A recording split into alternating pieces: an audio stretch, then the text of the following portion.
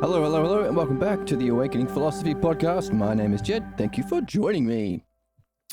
We are exploring the struggle of mankind.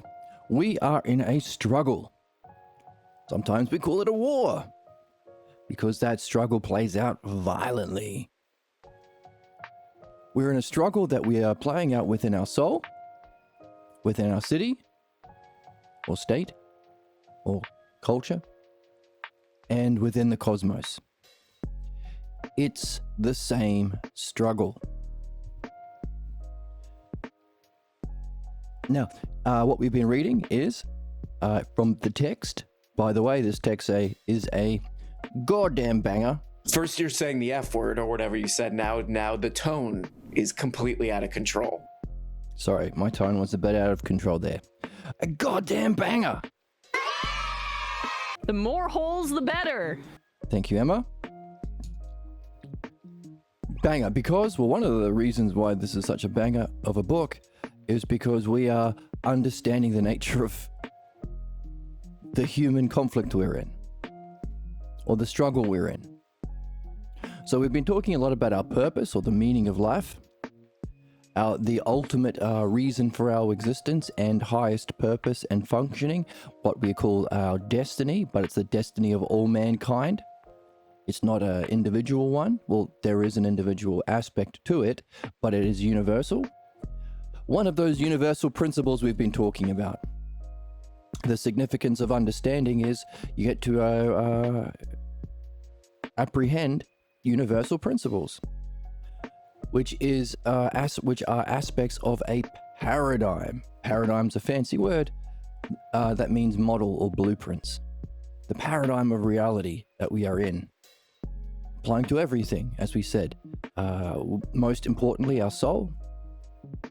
But we get to play it out, or we get to see it playing out, so we can learn from it playing out within our society.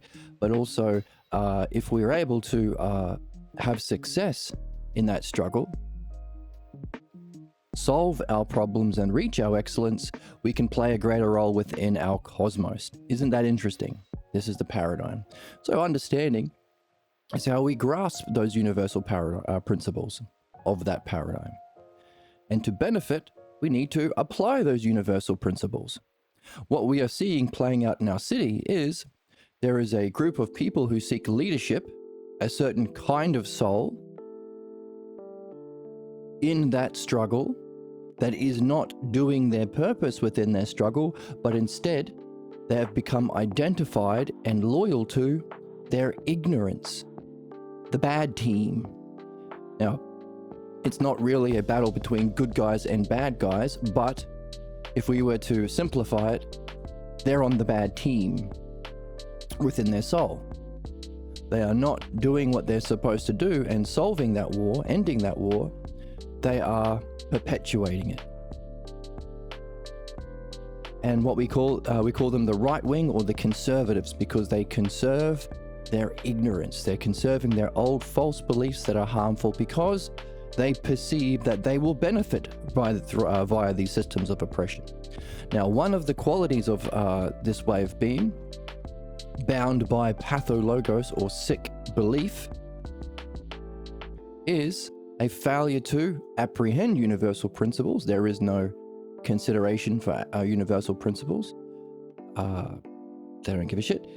But also a failure to apply principles universally. So, as we are, hopefully it's coming to light enough that we actually finally address it, the billionaire Epstein class don't seem to have to follow any laws and can do the worst possible things.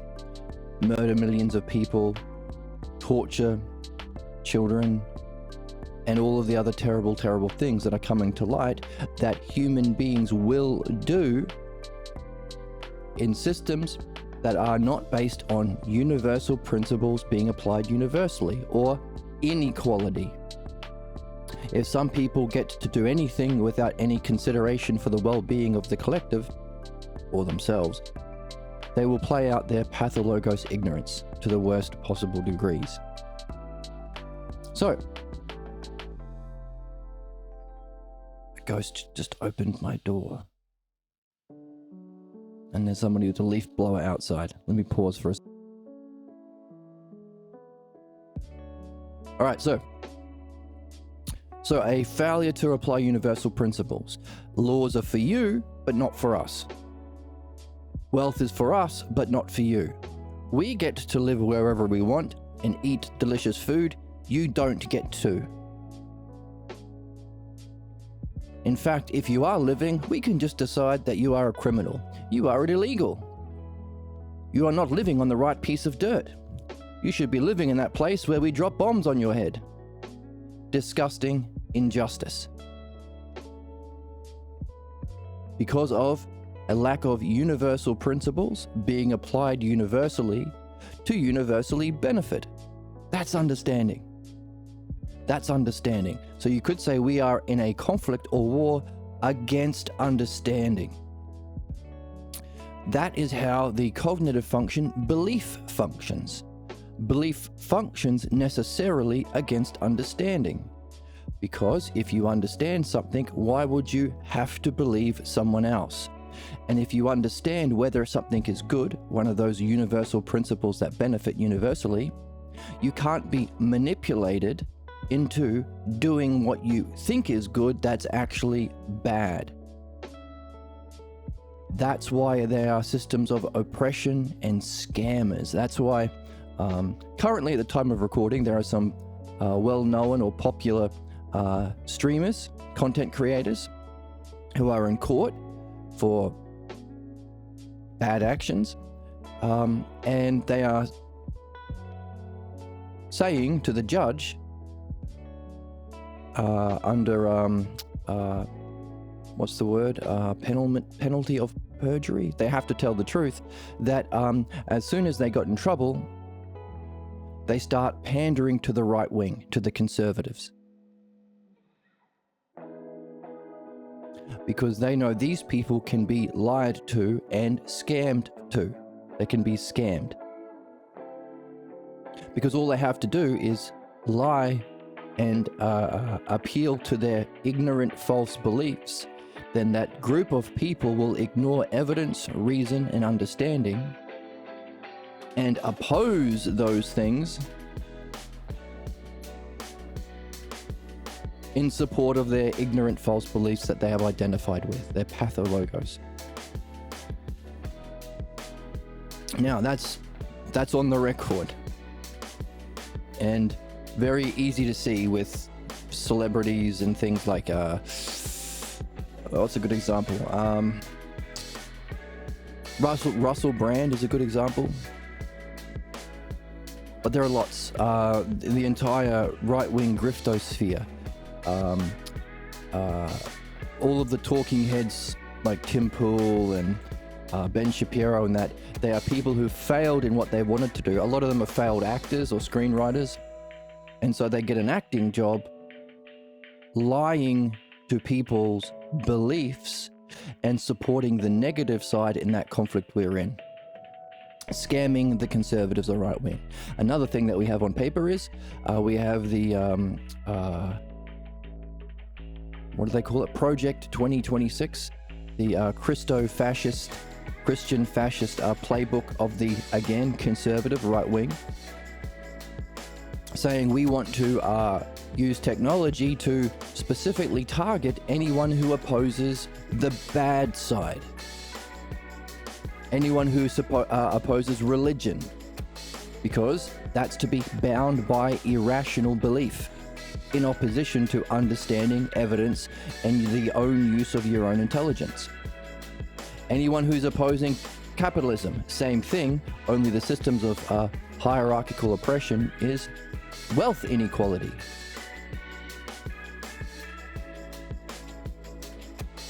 And of course, anyone who opposes the right-wingers, the Trumpers.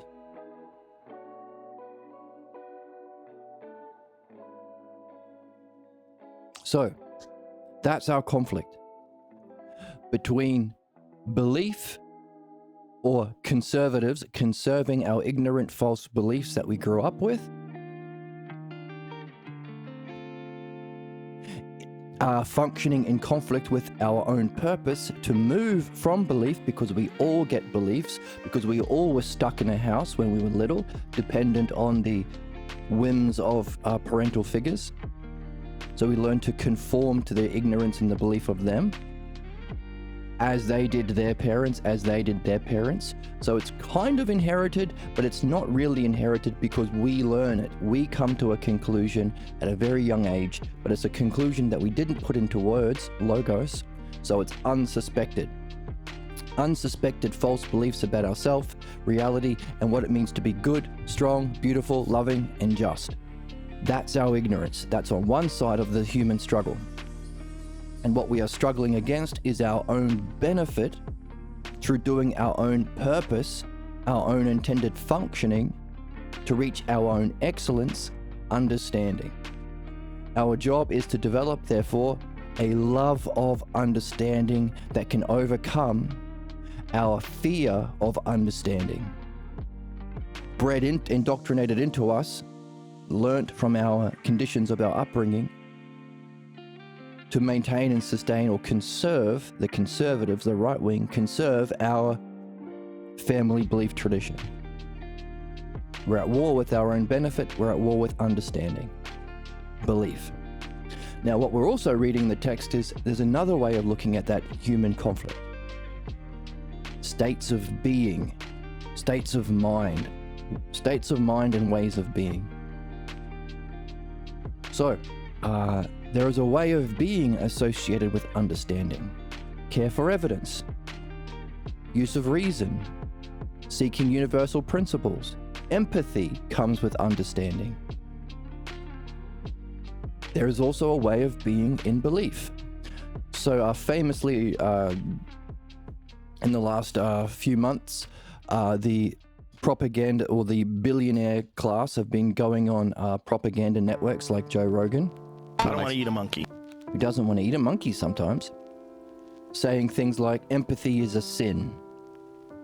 Empathy is a bug, it's a flaw. Calling it suicidal empathy. And as the Epstein files are coming to light, we are seeing the extent to that their cruelty and sadism manifests. Empathy can't coexist with that kind of cruelty and sadism. So, empathy is a way of being associated with the cognitive function of understanding. States of mind, you have to be patient, you have to engage in reason. You can't be a loud, irrational, abusive, sexist Fox News journalist yelling slurs and sexist rhetoric and racist rhetoric and winning the argument because you talk faster or louder. That's a certain state of mind that some people think they benefit from. The Ben Shapiros of the world. Well, if I talk really fast like this and then say all these racist things really fast and don't ask any questions and make it a big monologue, and I can say all these terrible things that justify the genocidal racist views that I have and bootlicking of systems of authority, that's called gish galloping. It's a certain way of being that he has realized he can lie and scam people through. Notice the perceived benefit of belief is always in conflict with others and in opposition to others. They want inequality. They want to have power over people, to drop the bombs, to do all the horrible things that are coming to light. Entirely predictable if you have understanding of the nature of our struggle. They want financial power, political power, etc., etc. Over people. That's what they perceive as their benefit. Now, here's the rub. It does not benefit them. It corrupts their soul. They are in that same struggle internally. They can't be at peace. They can't develop understanding. They can't share an insight. They can't have healthy relationships, and they will also pay the price when they die and their soul is reincarnated into a kind of life where they have to suffer under certain kind of principles the consequences of suffering that same injustice that they've been inflicting. And also it creates a disgusting, terrible world to live in, constantly in fear of the 99% rising up against their injustice. So it's not an actual benefit, it's a perceived benefit due to a upbringing and a learning from that upbringing in conflict with their true benefit. That's the struggle. So, while we said, well, fundamentally, it's a struggle between the cognitive function of belief, making sense of the world through belief, which is again in opposition to understanding, and making sense of the world in terms of understanding. Now, understanding isn't in opposition to belief because understanding can understand belief. That's why it's the art. So as we learn to surface our own pathologos beliefs, unsuspected beliefs about self and reality, we are developing our understanding. Just as you can't heal a patient as a doctor unless you understand medicine, you can't fix your computer unless you understand computer science, you can't fix the problems of your own soul and our species unless you have understanding. So in principle, belief or conservative ideas are harmful. And it is necessary that we do our function to move from belief into understanding. So one of the tools of rhetoric to prevent that is, you may have heard this, everyone is entitled to their opinions. Or you are supposed to be polite and allow all sorts of disgusting beliefs to be inflicted on children under the name of religion. Everyone is entitled to their religion, right? We shouldn't examine them, understand them, see how they function, see how they affect the world, and see how they are used to perpetuate the negative side of the human struggle. Same thing with politics. Don't talk about politics. Just let the fascists do the fascist stuff. Let the fascist religious authorities oppress women, murder people, etc., exploit the most vulnerable. Let the fascist political figures do the same. Let the fascist billionaires do the same. Don't speak up about those things. That's what it means to be polite.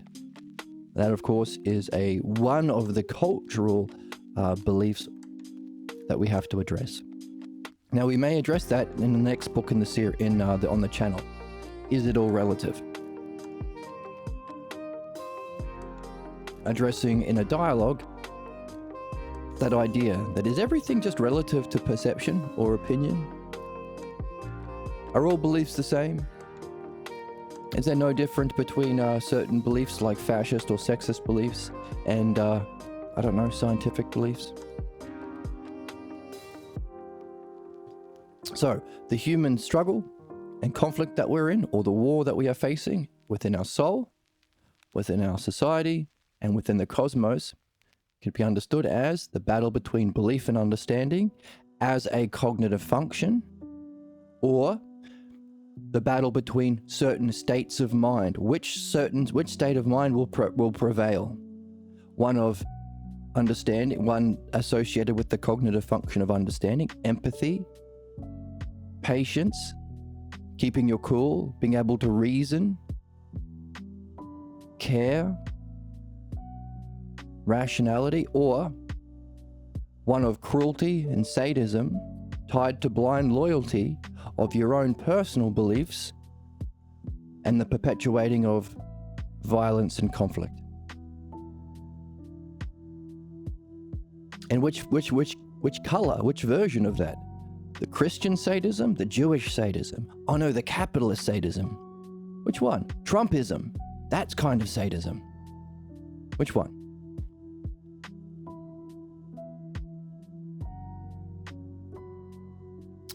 Now, in the book, we've actually addressed a third kind of way of understanding the human struggle: freedom. As beliefs, to become a member of a group based on belief, you necessarily have to accept limitations. Mormons can only wear the Mormon underpants. Christians can't, certain kinds of Christians can't read Harry Potter.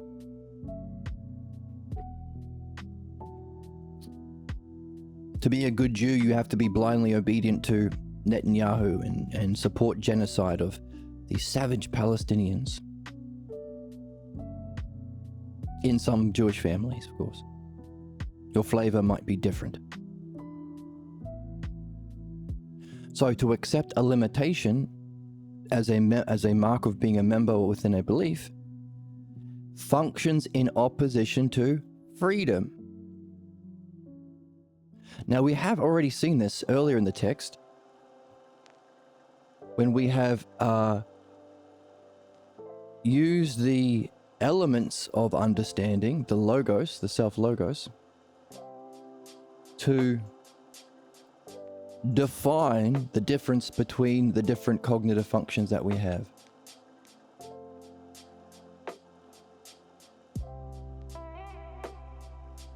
The building blocks of everything that we've experienced, that we perceive, everything that exists, and what we use for understanding are on the board here.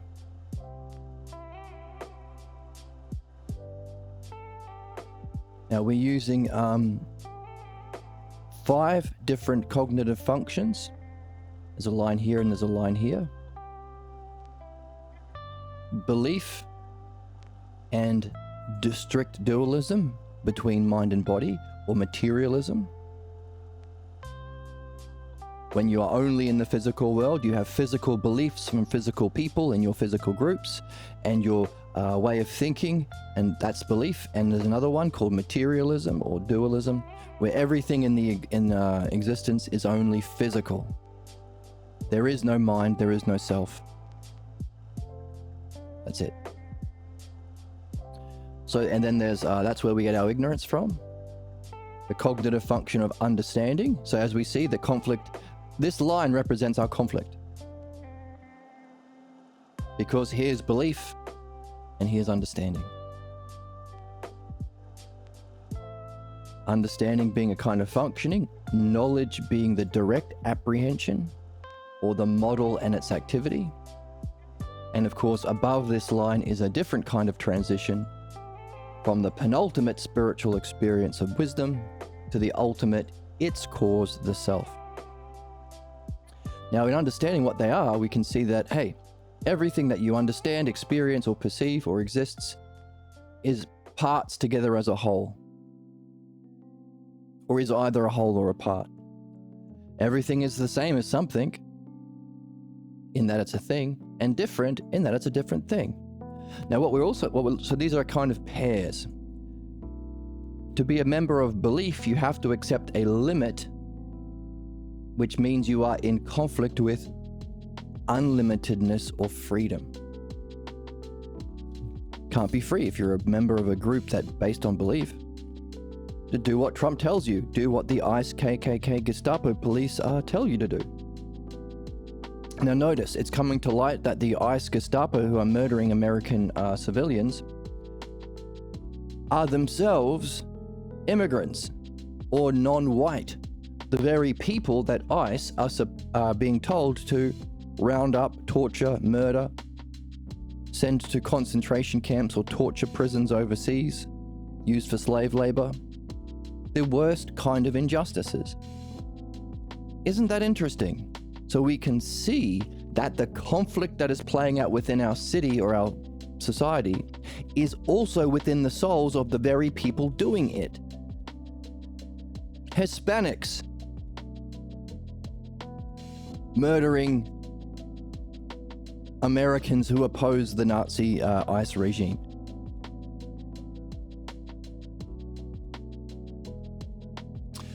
Now, this is of course projection, or it's that principle that we've said, as above, so below. The same way, the conservatives, the religious fascists, and the right-wing fascists berate homosexuality, and then it turns out, what do you know? They're all closeted gay men, or a large majority of them are. The ones that are opposing or saying that we must kill all the gays, they are themselves gays. It's no surprise that, when a Republican convention is in town, the Grindr app, the homosexual meetup app, crashes. So, to accept a limit in opposition to freedom, to be a part in opposition to the whole, to be different in opposition to everyone being treated the same. The nature of the human struggle, the human conflict.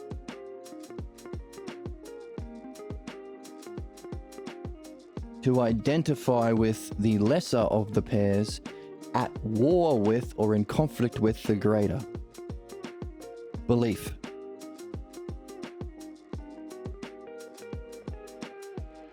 One way of doing that conflict is to say there is no greater. That's the materialism. There is no mind as a whole. There is no sameness of self.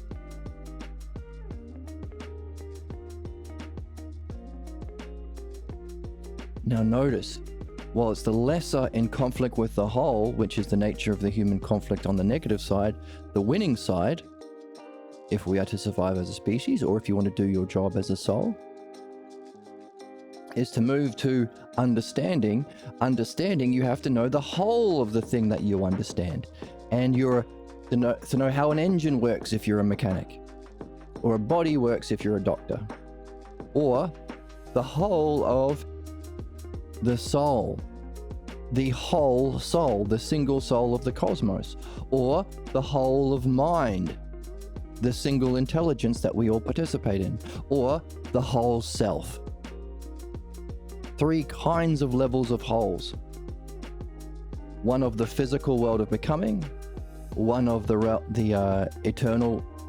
So we can understand mind as out of time and in time together.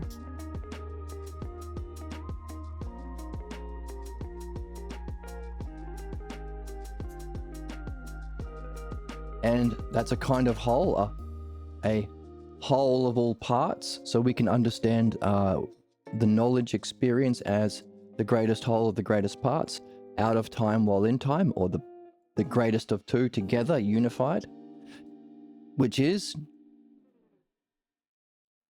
different to materialism that says there is no unification. These don't even exist. Or belief, no unification, opposition.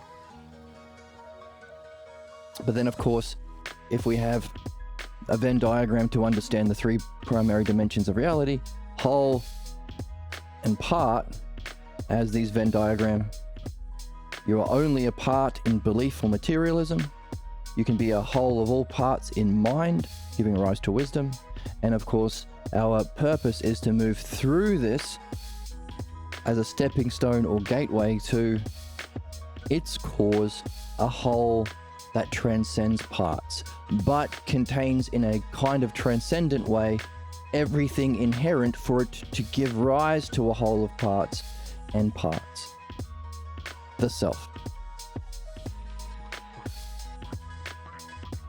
So we can see that understanding is to have those kinds of wholes, whole of the cosmos or whole of the soul of the cosmos, the whole of mind or the whole of self, and function providentially to the parts. There's our empathy and intelligence, providence. That is a certain way of being, of understanding, dianoia, Greek word for understanding. So that's on the good side of the human conflict. That's what we want. Now it benefits everyone. It's a win-win-win. Win.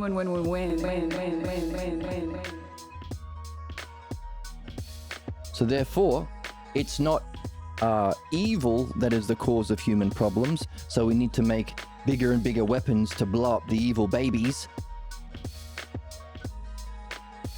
Nope.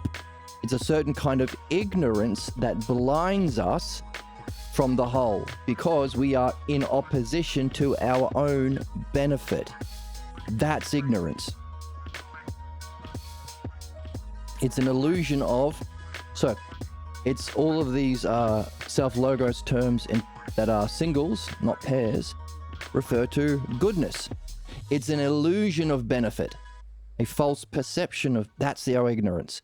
It's an illusion of what's our goodness. It's a distorted illusion. It's a distorted illusion of beauty that motivates all of those billionaires, right-wing politicians, and religious officials in the Epstein files.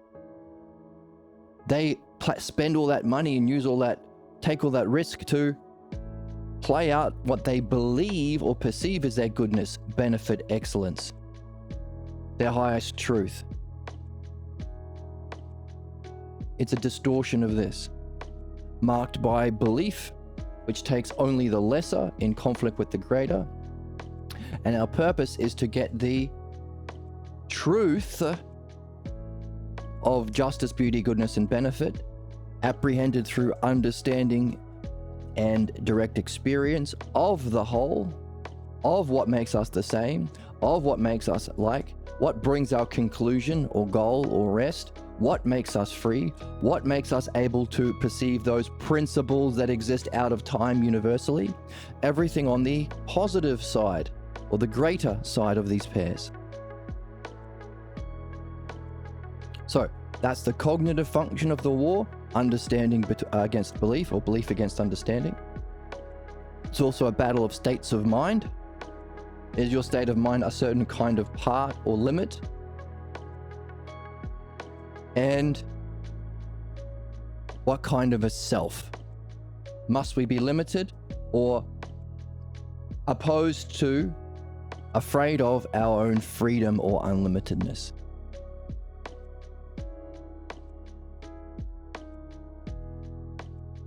Now, what's interesting is if we've seen that, hang on a second, it's belief as a way of functioning and as a certain state of mind, leading to a certain limited false idea of self in opposition to freedom. Limited self. That's associated with belief. The pathologos, sick reasoning. Now we said our purpose, therefore, or the fulcrum of the war, is this line. So we said belief against understanding. Pathologos against logos. The Hellenic tradition or the Jewish tradition against the Hellenic. Judea versus Athens. Belief versus understanding. But what's interesting about this line is understanding, as we said, is to have the state of mind of the whole. That's knowledge. That's your state of mind. In your functioning of understanding, to know the self, which is free or transcendent of everything else as its first cause and final cause, our purpose. So this line of cognitive functions that are also the first five hypotheses of Parmenides has the three, what's going on? Have the three stages above this line together. The threesome or the triad of self. To be yourself and know yourself in a transcendent way where you're free, with the highest state of mind of pure intelligence or knowing, nous, and to be able to function providentially to all parts, dianoia or understanding. So those three that are themselves, oh man, what's going on? Which are themselves three different levels of reality.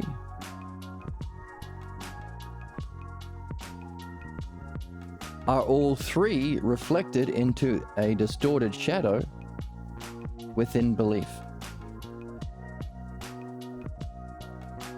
The pathologos idea of self instead of the first hypothesis, the negative way of being, to be a good Jew, to be a good MAGA, to be a good Nazi, to be a good KKK, whatever, instead of our same likeness, we're all like each other in our ideal state of mind, and a way of functioning, conflict versus providence, instead of providence or understanding. So there's our line. three ways of understanding the human war, the human conflict, being played out in our soul, in our society, and within our cosmos.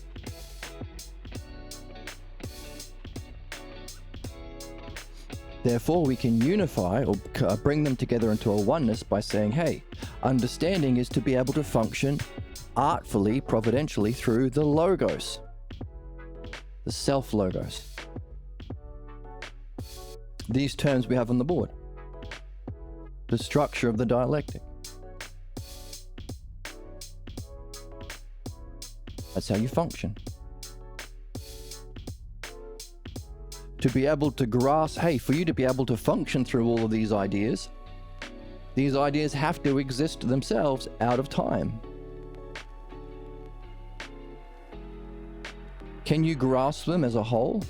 Yes, that's the cognitive function of knowledge or nous.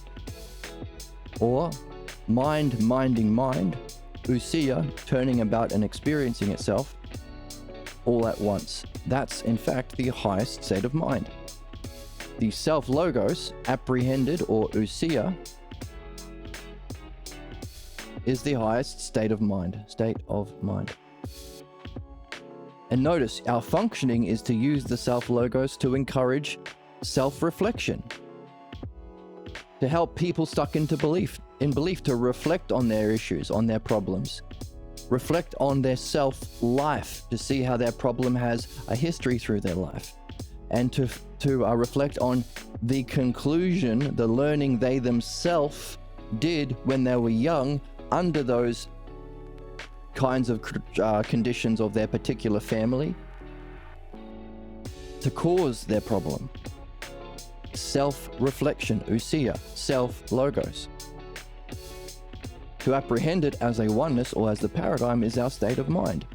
And of course, as we've said, our purpose is to go through, use both of those together, wisdom, to realize that there must be a cause,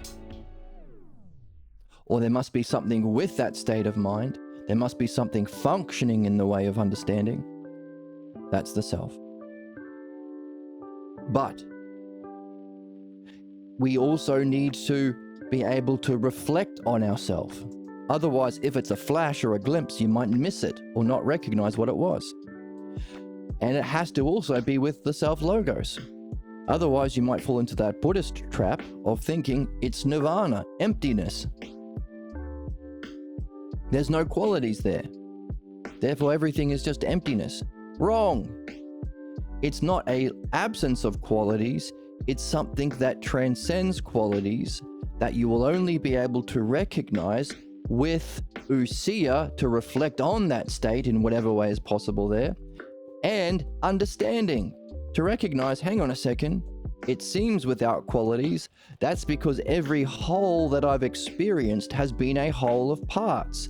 And if the self is this section of the Venn diagram, the whole that's not touched with by parts is the cause of whole and parts, but isn't itself a whole of parts. It's a whole without parts. That's a very different kind of a thing. Therefore, you have to bring with you, necessarily, as a result of this human conflict, of our development, of our unfolding into ignorance and our return through understanding and wisdom, bring with you a skill of understanding. When you encounter the self. By the way, you got some clues along the way. Is beauty a whole of parts? You might say, well, sometimes. Look at a beautiful painting, you can look at some symmetry there and a balance within the construction, often a kind of balance of the shot according to the golden analogy. Flow, proportion, balance, symmetry. Have you ever experienced a beauty that's beyond parts? Sure you have. Ever met a beautiful person? Their beauty can't be reduced, reductionism, materialism, to a combination of parts. Beauty. There are certain experiences of beauty that give us an insight to the possibility of there being a whole beyond parts. A significance to our learning along the way. All of our conflict that we are in, that war, shows us the opposite. What if we're divided? No beauty, no happiness, no justice. What if we aren't harmonized? What if there's a wealth inequality, giving rise to a billionaire class, a right-wing conservative fascist class, or a religious authority class? So we see the implications if we don't have those qualities of beauty. The negative: no balance, no order, no harmony, no symmetry, no unification to be able to function in a greater way.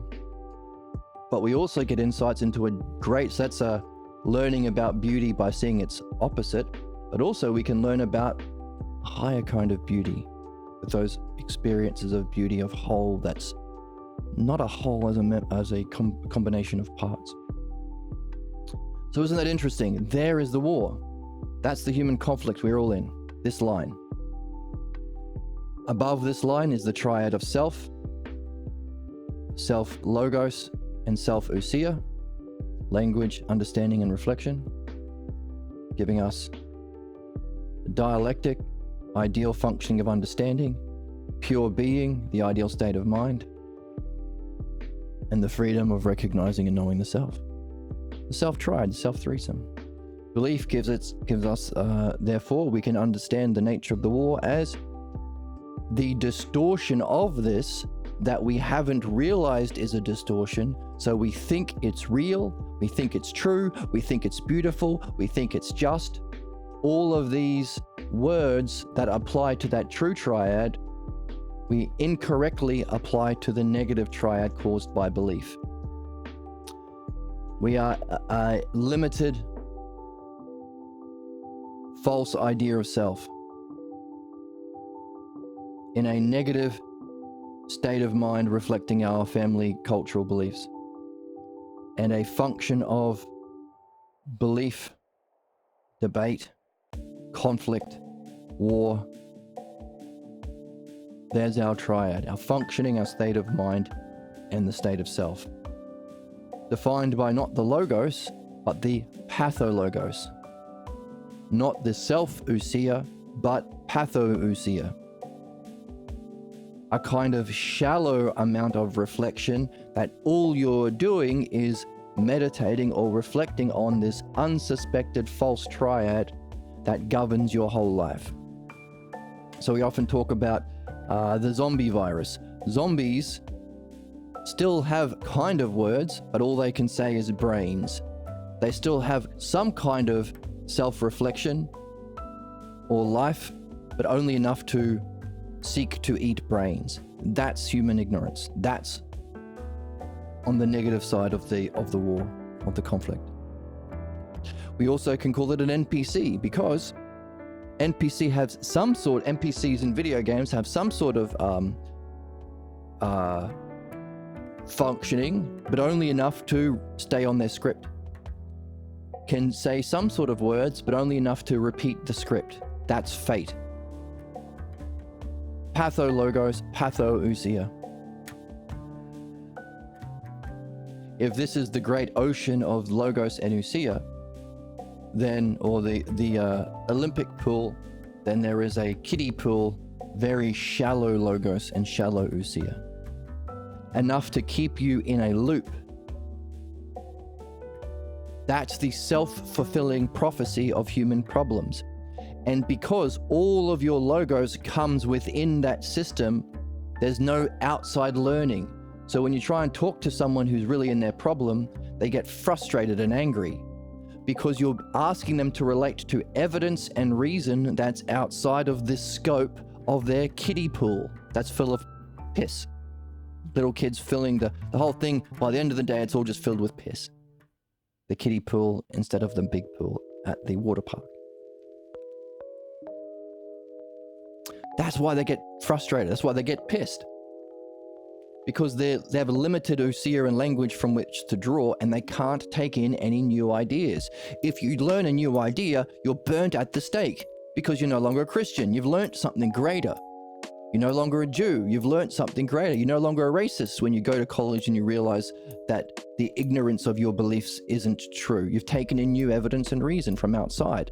That's why the billionaire class, the right-wing conservative class, and the religious class attack and try to take over rulership of education. Try to keep us impoverished. They get to eat all the best foods and live wherever they want, treat the world like a holiday resort, but not us, only them. You shouldn't go to college, not their kids. Best colleges for their kids. To prevent anything outside that piss of, that's why they own all the media. The piss that they feed into the kiddie pool, that's all you get. That's oppression. That's the tyranny. Expressed within society, within the soul, that's the one we need to fight first. That's your family. That's the culture and household you grew up in. Within the city, it's the priests and the kings and the clergy. Kings, clergy, and CEOs.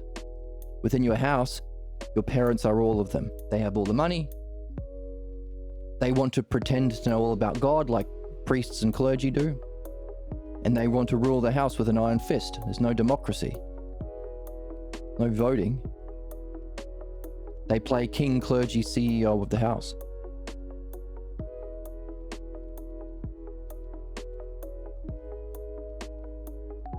Shallow pool of logos and ousia. But again, enough self-reflection that it becomes a self-fulfilling prophecy. If all of the terms you've got in your arsenal, in your tool belt is brains, eat brains, where are brains, and then you've got a very limited capability. If your job is to become an expert musician, you can't just use those to become a musician.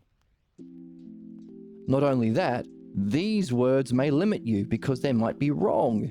Beliefs are not to do with truth, ever. Nothing to do with truth. In fact, they're usually in opposition to truth, but they're non-truth related. They're just to do with the pool of piss. The shallow ousia and the shallow logos, pathologos, pathoousia. Pathousia. Now, so enough for it to be, therefore, a self-fulfilling prophecy. And as part of that ousia and logos is understanding bad, mind bad, freedom bad. So all of the conservatives are like, oh no, we need guns to fight fascism. And then as soon as the fascists start shooting people in the streets, they're like, oh, you should just comply or die. Oh no, wait, the people who are being murdered are complying. Okay, we should just die then. Comply and die. See? They fear freedom. That's why they're bullies. That's why they're thugs. That's why they always target the vulnerable. That's why the people who manipulate them, the religious authorities, the billionaire class through Fox News, etc., and the right-wing political class, they always say, oh no, you should, I'll let you bully the poor. I'll make some people suffer so much that they can't even survive. We'll call them, and we'll justify it by calling them illegal immigrants. Their crime, trying to live a life. But because they're so vulnerable, your racist ass can wander over and then just start abusing them and feel like a big, strong bully. That's what they sell. Let us oppress you, but we'll give you someone to oppress. Why? Because that's the state of being of justice, to get to oppress someone within belief, because belief is oppressive in principle. Now, there's another element of this that's important that's to do with what we're reading currently. Given that part of the Pissousia and Piss logos is a fear of our true excellences, understanding, knowing as a state of mind, and the freedom of knowing the self, and a self-protective mechanism. You can only drink from the piss pool, you can't drink from any other thing. Then if there is someone at a higher way of being able to participate with reason, understanding, to be able to benefit them, to be able to function through understanding in an artful way, those people will be outside of the scope that these piss drinkers have access to. Therefore, they get very frustrated and very angry, a combination of their fear and hatred of their own excellence, as well as a limited perspective. And you're asking them to relate to something out of that perspective. Those things come together as a hatred, a savage, disgusting, unjust, zombie-like hatred of the best sorts of people. Super important according to what we're reading. As Socrates said to Jesus, by the way, we can't argue with that considering how our life went. Therefore, what we are doing in the book at the moment, that bangs the most, it's a banger. Oh man, that means saying bad words. Saying bad words? Oh, fuck. Well, fuck is a bad word. Honestly, on the real, I say stuff like that because I'm cool. And we do too, because we're cool. Aren't we cool? Calm your fucking tits. All right, okay. Making ice cream's a good and courageous thing. Thank you, Emma. So, what we are doing in the text is realizing that this conflict we are in within the soul, while we can understand it very simply with this line, with this triad and this triad,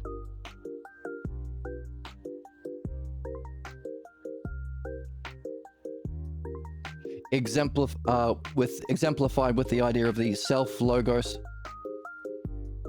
and ousia versus the patho, logos, and ousia. Very simple. And while it's very simple, it's being played out within the soul, within our society or city, and within the cosmos. We're still part of the cosmos. We're human beings within a cosmos. If there's a purpose for humanity making it worth saving, we better wake up to what that is. Embrace it, have fun with it. And by the way, as these are universal principles, hey, doggies and pigs and birdies are learning to speak. I saw one on Instagram recently called Flounder. She's a very talkative cat who presses buttons, and she likes to reflect on a lot of things. But she also has an idea of herself as being a very brave kitty. No, not a kitty. She gets mad when people call her a kitty because she thinks that she's a fish.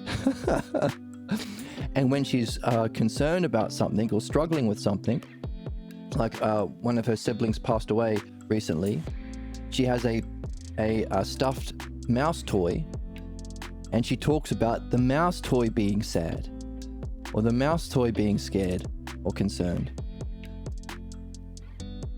So she's reflecting on herself in a high way.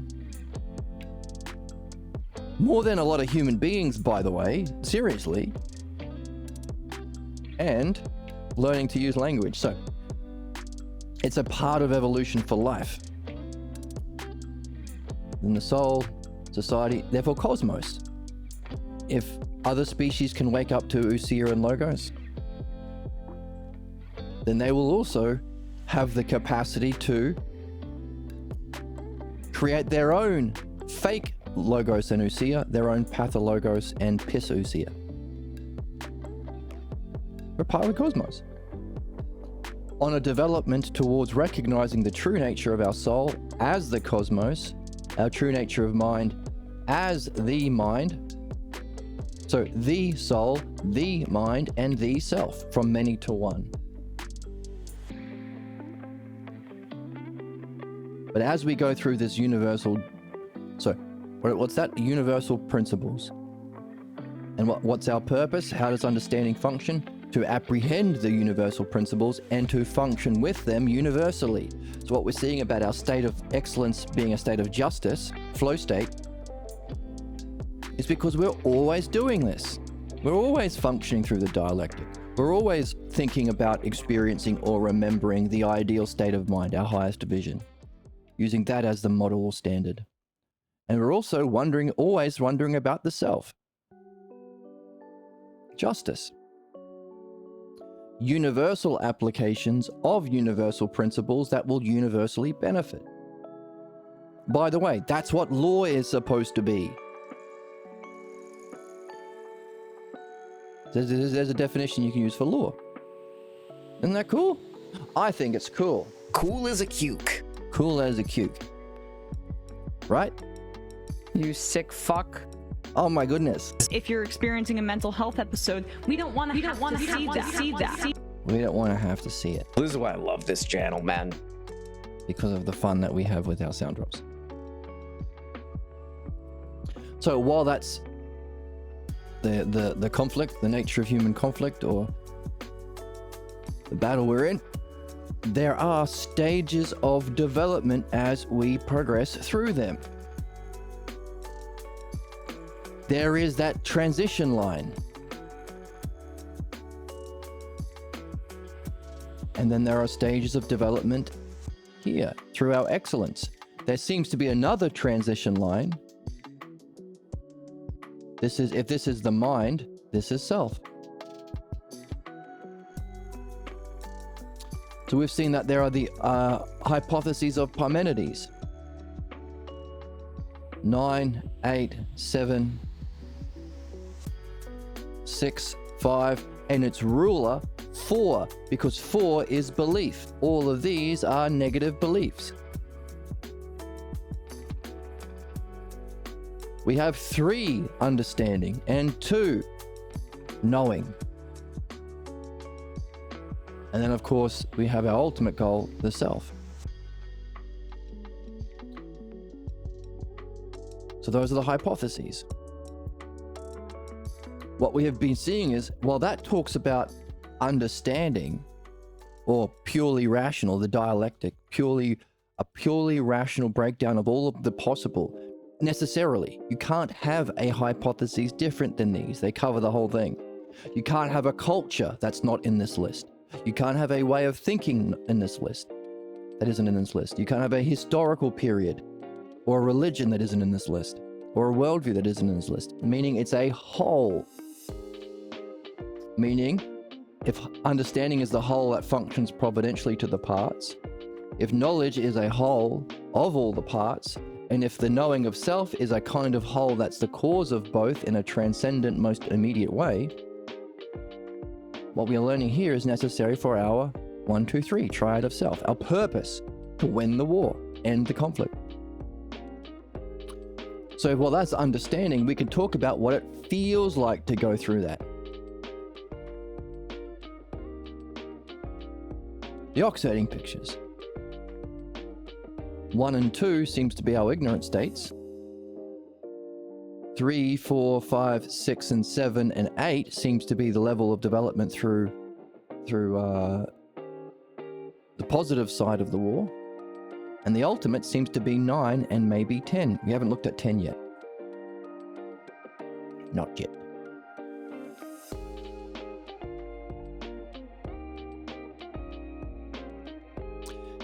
This is important that we go through this understanding and create this model. By the way, we're doing another model. We're saying, hey, by the way, if this is to do with development of the logos, you could also create a model of our development in terms of freedom from our pathologos. Can you create a list of pathologos that function as interpretation, leading that outline the extent to which you can participate in this list? For example, we have Paul. Modern Christians follow Paul. They are Pauline Jews. He rejects understanding completely, meaning there's no way for modern Christians or Pauline Jews to develop out of their ignorance. However, Plato was able to participate in the second and third hypotheses, 3, 4, 5, 6, 7, and 8 ox-herding pictures. But, so Plato would be in here, but he still carried a pathologos that prevented his movement to 9 and 10 ox, or first hypothesis.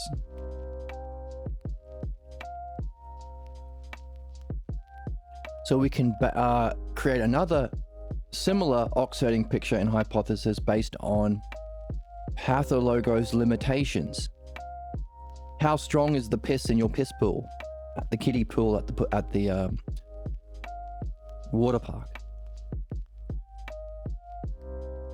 Because some allows for levels of participation. Now that's what we're doing.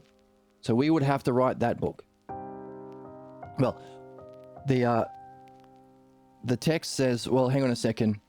You guys should write the sequel to Jesus and Socrates, A Dialogue in Heaven, Socrates and the Buddha, because then you can explain these ox-herding pictures and relate them to the hypotheses as we're doing. In a dialogue form that's fun and easy for people to read. And we'll read it on this channel. But also, you can do another hierarchical set, not based on the logos, but the pathologos. So do that, create that model and turn it into a dialogue. Hypotheses and ox-herding pictures. That's super important because we, part of that conflict is, or part of our mastery to win the war is to, or move to understanding, or the functioning of the self-logos triad. Our providential functioning would therefore be to help any soul, species, kitty, piggy, fish, because Flounder thinks that she's a fish. Should check out Flounder the kitty on Instagram. Very cute. Help them through their development. In their development up, ox and hypotheses, and our purification of problems, the new hypotheses and the new oxes that we are going to make. Perfection and purification. Perfection of the logos, purification of the pathologos. Learning to swim in the Olympic pool, learning to get out of the kiddie piss pool. That would be our functioning. But one of the difficulties is, as we've said, part of the nature of human ignorance, the zombie virus of the pathologos, is you are trained to fear your own excellence. So the greater someone is up in this list, the more likely the ignorant people will be angry at them. As we've said, you're asking people to relate to something that they've learned themselves to fear, but also kinds of evidence and reason and ways of thinking that's outside of the piss in their pool. They can't relate to that evidence. They often have blind spots. They can't physically see it sometimes. That's how strong the pathologos is. So, people up the list trigger the haters from the bottom of the list. Just like as Socrates and Jesus are engaged in a dialogue up here, the chorus, the haters drinking the haterade, are always pissed. Shut up, stop talking about it, just believe. And we don't even believe our beliefs, we just believe it because it's popular. We'll change them if we have to, but there is no truth. You guys suck. Hey, and by the way, they're always cruel. You ever seen right-wing comedy? It's all just cruelty delivered in a smug way. A smug state of mind, a functioning of cruelty that they want to identify with as a limited bitch self. That's right-wing comedy. That's also right-wing politics. Cruel functioning in a smug state of mind, reflecting their limited sick idea of self that they don't even know that they're carrying. So the higher up we develop, the more likely we are to trigger. And it's strange how it works. Seems to be a non-physical thing, to the point where if you're having this conversation, I talked about this last time, you're having a good conversation, self-logos, self-ousia, somehow you're emanating these frequency waves that the biggest chuds, the most unjust, cruel fascists will somehow be triggered all the way over here and find their way over and start yelling at you. It has happened so many times for me. I'm on the phone talking to someone in a good way, and all of a sudden, people over there start yelling, getting pissed. Like, why? I'm just having a conversation. You can't even hear it from over there. What's going on? Or like the other day, I was having that conversation with the young Hare Krishna kid, and then all of a sudden, the most disgusting, fat, Christian chudhead, towhead. Oh, what are you guys talking about? Let me take over the conversation. Isn't Jesus great? Don't you love Jesus? You should love Jesus. What the fuck? There are dozens of conversations. Why is this one the one you're attracted to? And how did you get triggered all the way down the street? It's fascinating. And we have to be aware of that because we want to develop. We can't let the ignorance and sadism of the most sick keep us in that pool of ignorance. By the way, there are some cultures, that's their whole culture. In America, they call it crabs in the crate. Don't, like a crab that tries to crawl out of the crate that they're stuck in, instead of learning and benefiting themselves, learning how to get out, the other crabs will pull that crab back in. That's how the pathologos, that's how the zombie virus works. In Australia, they call it tall poppy syndrome. If you function in a good way in a field of poppies, you'll be that poppy that sticks out above all the other poppies. And as the combine harvester comes down, chops down the big ones, kills the big ones. So we need to be aware of why that happens.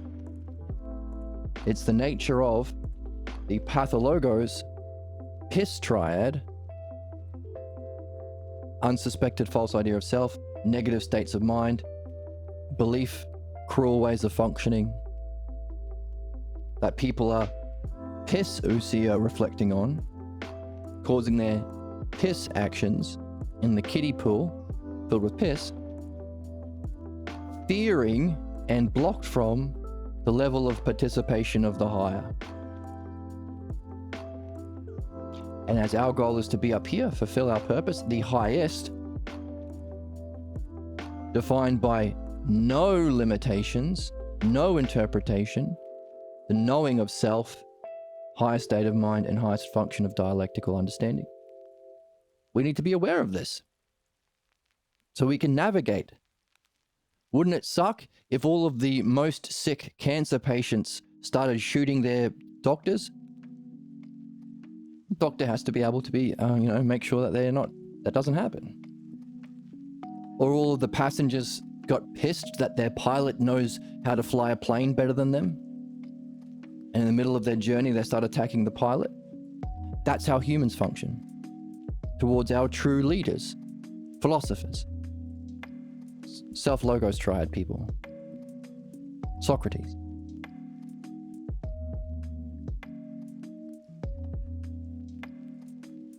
Like we said, it's the apparently the masked ICE, Gestapo, KKK murderers and child abductors, by the way.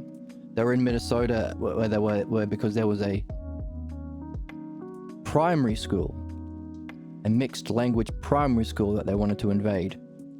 I wonder why. Maybe we should ask Trump and Elon Musk and Jeffrey Epstein why they were sending them to the primary school to kidnap children. And they have 5-year-olds and younger in their detention centers under the leadership of the most ignorant, cruel, most of them illiterate and drunk, illiterate, fascist thugs with these children separated from their family, no accountability. Or as J.D. Vance, the Vice President of America, absolute immunity. What the fuck are we doing? This, we are learning about the war that we're in. Can't be polite about this. Oh, don't mention religion and politics, and don't challenge capitalism. That's being polite. Fuck off. If you don't speak up about it, you're complicit. Tell the truth about the nature of the human conflict we're in. But as we do so, we have to recognize that the most ignorant will be triggered by the best. Plato talks about this in the Republic in this cave analogy. If we're all prisoners in the back of a dark cave, watching shadows on the back wall of this cave, that's the nature of our only being able to relate to the physical perceptions. And by the way, they're not just physical perceptions, they are created by a fire casting in a not true principles, but our pathologos principles, carrying the images and objects carried on the heads of our parents. That's not in people in the text. But there's one person who escapes the bondage of the chains, finds a way out of the cave into the real world, and even there's a part of the story where there's even a development of the real world. So there's our ignorance to mind to self. There's a development to the highest real experience. Son. He comes back to help them. Help the most ignorant. They get so infuriated that if they could get their hands on him, they would kill him. The guy who's free, the guy who's come back to help them. By the way, in the Republic, Plato's masterpiece, part of the message of the Republic is, as you go through this, oh my God, elbow is still sore. As you go through this development through these hypotheses and ox-herding pictures, fulfill your purpose, escape your fate, you might want to dwell in the Isles of the Blessed. Higher dimensions of reality that are more real. Part of the message of the Republic is a plea or a case being made that please come back and help the rest of us.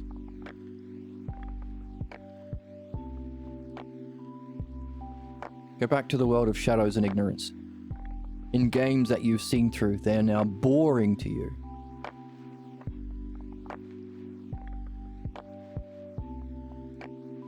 If you benefited by someone else along the way, maybe benefit others. You don't have to, it's a choice. But it's interesting that that is the message, while those people we can come back and help hate us and would kill us given the opportunity. It's an interesting situation we're in as philosophers, or the best of human beings participating in the true way of being, or the true race of mankind. So we need to find a way of navigating this. You can't just lie and pretend everyone's the same, or all souls are equal. Nope. Even a cursory glance at what these billionaires, political leaders, and religious officials are doing in the Epstein files tells you, oh no, they're all playing out injustice, but in different versions and different ways.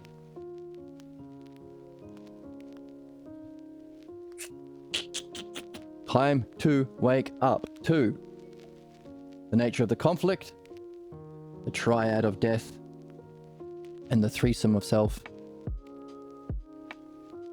The nature of that conflict over that line, the logos and the pathologos, and also the fact that there are stages of development, that line and a second line, and how to protect yourself when you are doing better than the most sick. And how do you communicate what the sick need to learn in a way that helps them, doesn't turn them off philosophy. I have sound drops. If you don't know, now you know. Now you know. You have the brain of a child if you think that. And if you think down the bottom, you have the brain of a child. You just attacked my person. You just harmed my body. No, I'm not talking about you. You're doing quite good. Oh yeah, so Aaron Brown uses comedy. Right? You use comedy? Hey man, wouldn't some kind of future where people have all their whatever basic needs met of shelter, all this crap, and they could do whatever the hell they want, wouldn't that be good? No, it wouldn't. See, that's funny. He says, no, it wouldn't. And that's funny. Because he's a funny man. Because we know, yeah, it would. He's presenting the worldview of Elon Musk, Joe Rogan, Ben Shapiro, Donald Trump, all of the people in the Trump, all of the religious billionaire right-wingers. Always. Wouldn't a world where we can meet all our needs and have all our needs met and be free, wouldn't that be good? They say, no, it wouldn't. Because lie. Jordan Peterson thinks that black people have a smaller brain. It's a lie. The religious person says, oh no, we are the chosen people. God wants us to kill the Palestinians or enslave the non-Christians. Fuck off, it's a lie. The billionaires say, oh no, we are smarter and better and more moral, so we deserve to have everything and you deserve to be our slaves. No, it's a lie. So he says it, and it's funny because we know he presents their point of view so simply and clearly and says the opposite to show its absurdity. And he has at the moment, I don't know, how many views does he get? Because as Aaron Brown says, if it gets views, it's news. Let's see. He's on the top of my list.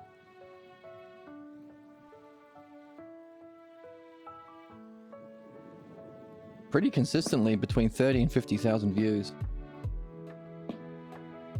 Yeah, really consistent. That's interesting. Really, really consistent. Some of these numbers are the 49, 33, 33, 34, 40, 38, 30, 40, 35, 30, 51.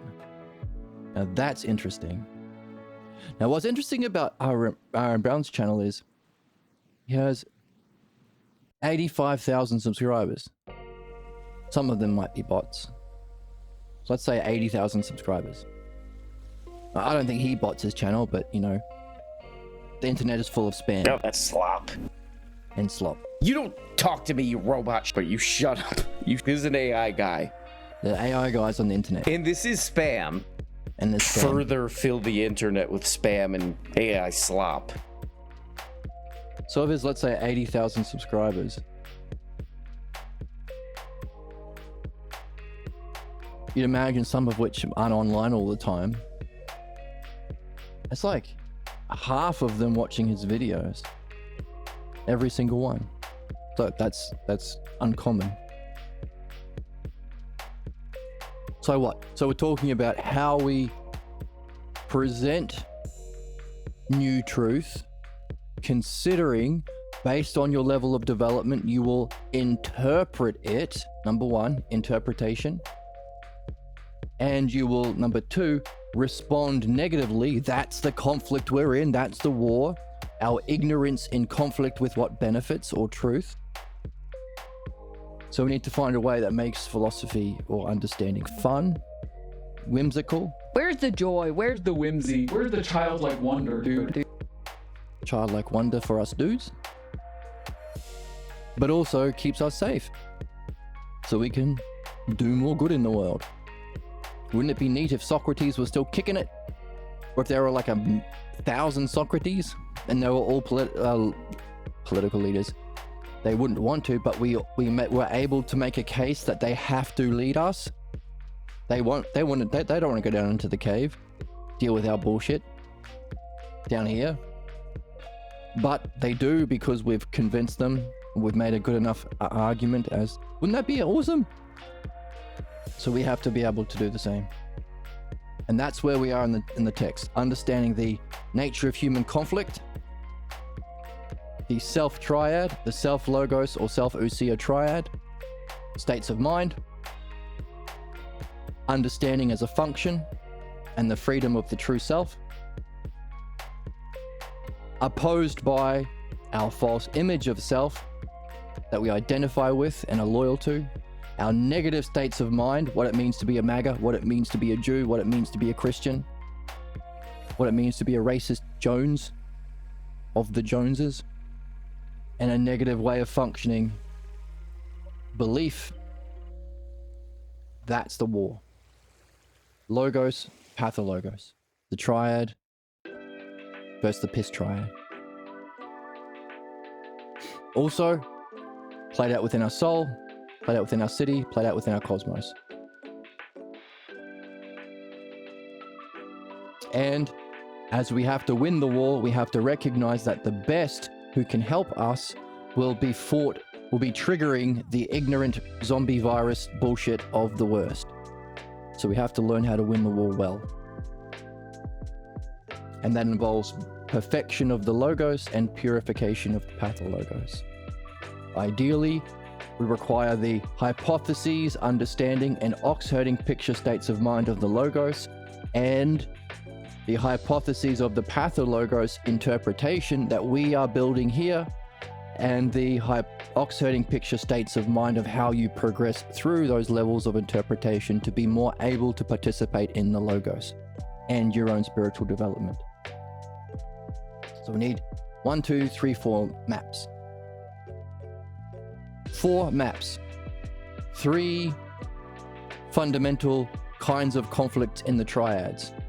2 teams, pathologos and logos. And 1 line that we cross through the one art of dialectic. 4, 3, 2, 1. Blast off. Let's go. Right? The hell's wrong with you people? You sick freaks. Oh my goodness. Oh, fuck. Oh fuck. Gooners. Gooners? I'm eating the testicles of this bull, and I'm eating it raw. Okay. I want to press a drop.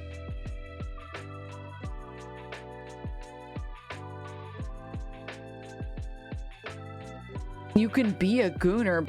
But we can be a gooner so long as we Be are... a reasonable gooner. Be a reasonable gooner.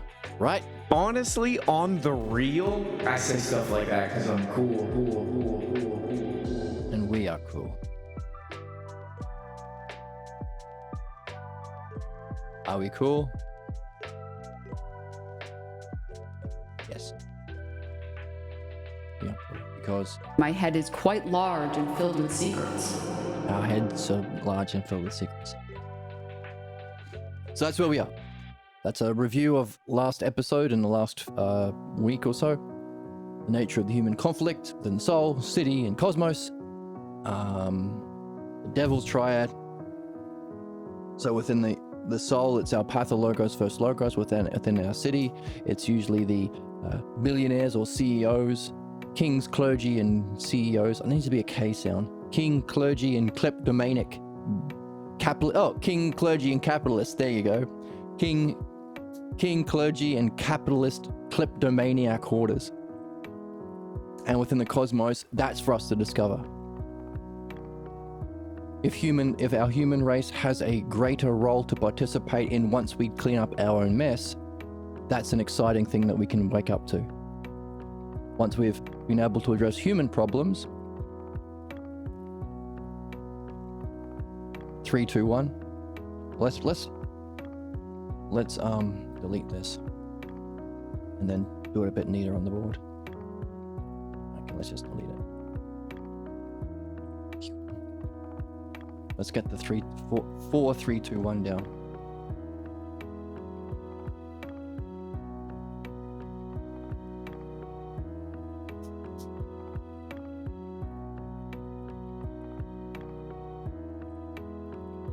The 4 maps. The 10 hypotheses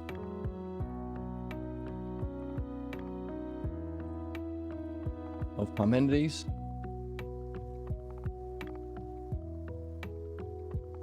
And the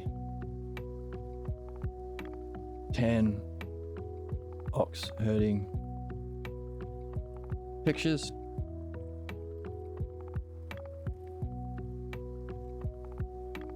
Which are about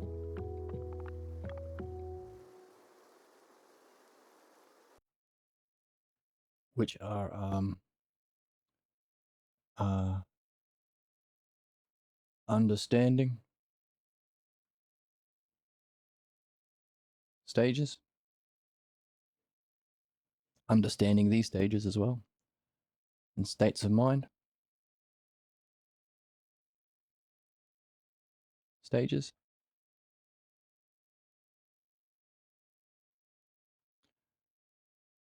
To do with the self,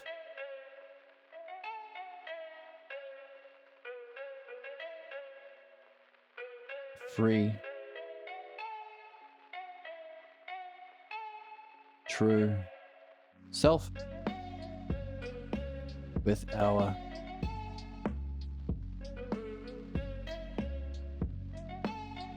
pure, brilliant being,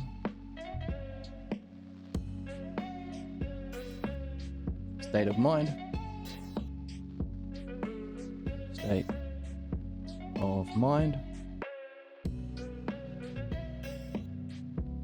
and our providential, intelligent, and caring, providential functioning of understanding through the art of dialectic. There's our threesome of self threesome,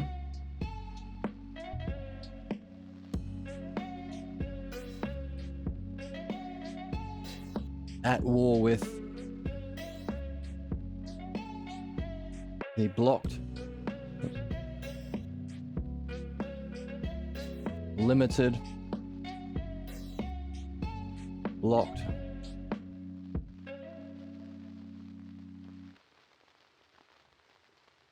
false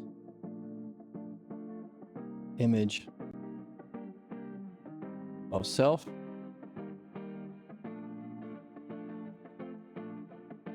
our negative, or as we said, also cruel, unjust,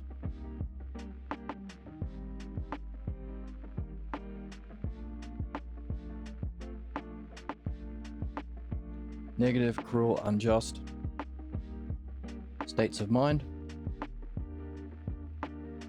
that people want to defend. I want to be a Christian Nazi. I want to be a MAGA fascist, racist. I want to be a Jewish supremacist. We are the chosen people. You are just cattle, goyim. State of mind.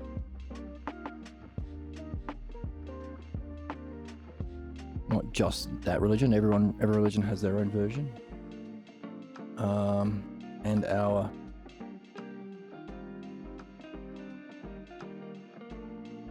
smug was the state of mind.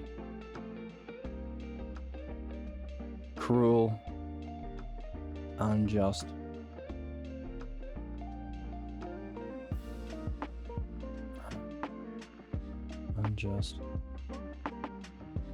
functioning,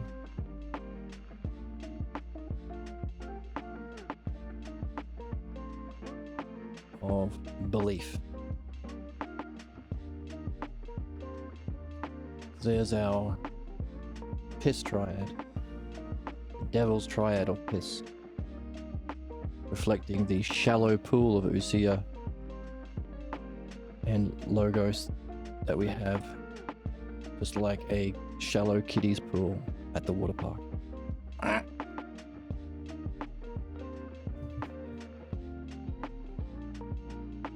Da-da-da-da. There we go.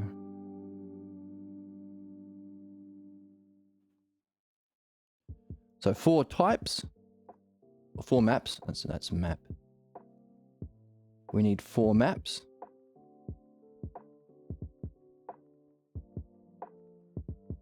We have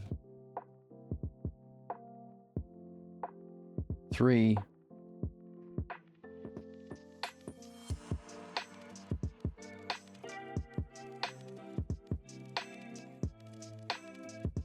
elements.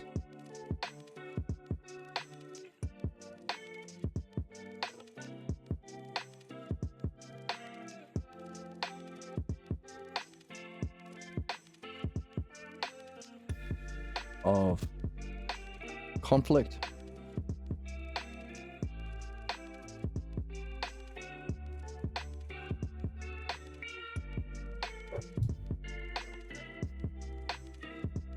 We have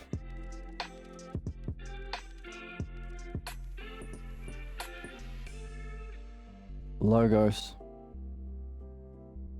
perfection.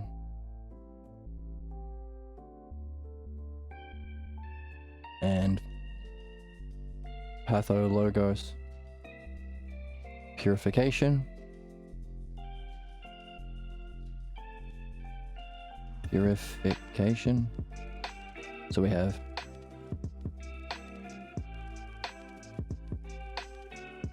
two sources.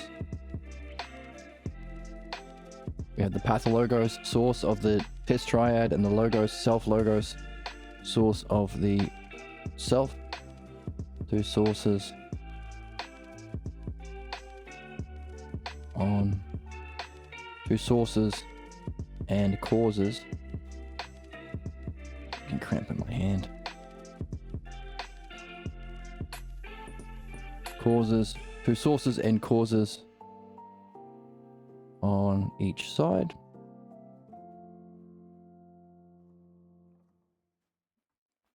And we have, of course, one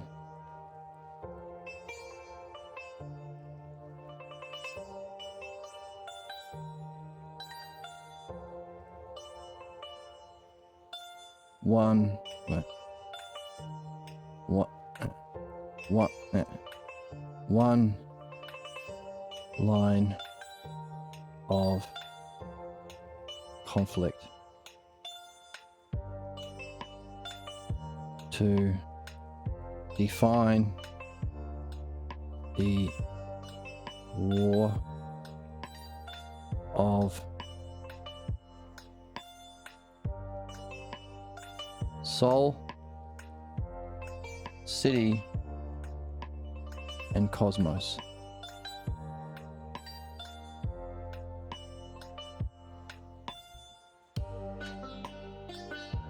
Which means also one art to master.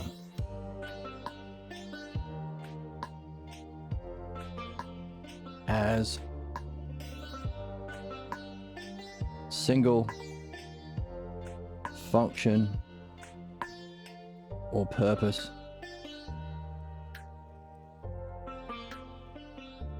for humans, for mankind, for man and mankind. So say for man.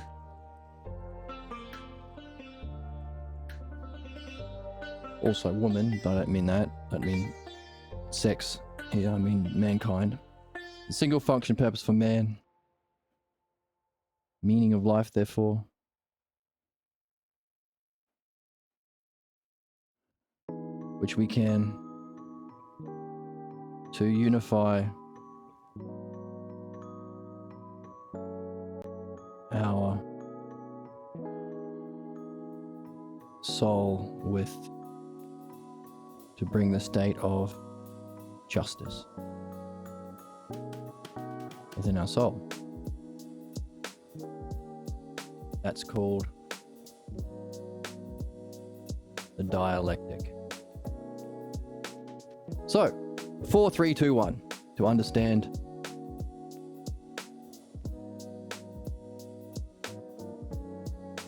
the nature of the human conflict, which was the title that I picked on my Twitch stream for today. Nature, the nature of human conflict.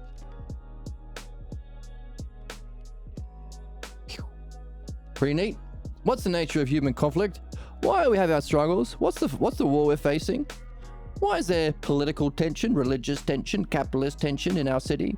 Why is there tension within our own soul that we struggle with our own problems, happiness and sadness? And what's going on in the universe? The cosmos? Well, there are 4 maps to understand that.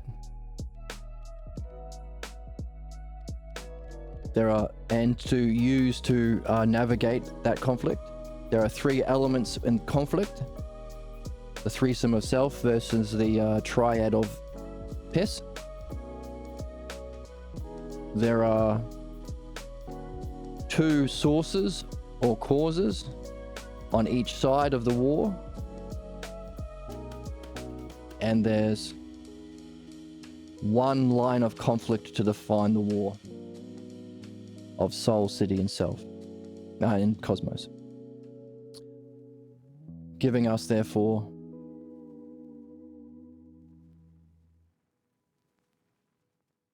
leading to therefore a conclusion. Our conclusion therefore is there's 1 art to master,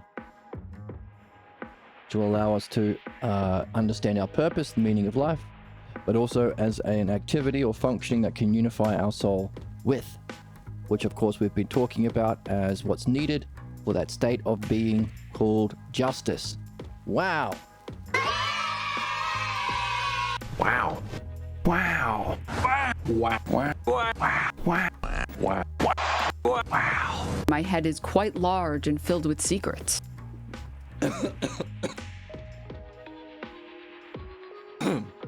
Now your head is quite large and filled with secrets. Brain rot escalates. Brain rot? It's not brain Well, rot. that's not true because I don't think so. It's not true that it's brain rot because the Oracle doesn't think so, and we always listen to the Oracle because I'm always good, and that is what I stand for, being good all the time. that's what she stands for all the time. Right, Emma? Making ice cream is a good and courageous thing. I'm glad to hear that as well. So, 4, 3, 2, 1. To understand the human conflict, the nature of human conflict. Be it your own individual journey, which of course is the most important, and that's what we're doing here. But also, understand what we face in our society, so we can put an end to injustice and suffering and etc. and create a better world. Which would be defined by this. Creating a better world would be to create structures and systems in place of equality or universal principles applied universally to universally benefit. And in particular, our benefit comes from these two things, 2 sources or causes on each side. Systems that allow for us the freedom and ability to, with our material needs met, so we can then be free to purify our path of Logos ignorance, which is what we're here for, and perfect our Logos excellence, which again is the consequence of doing our most important work, freeing ourselves so we can continue to know the truth of self. That would be a just city.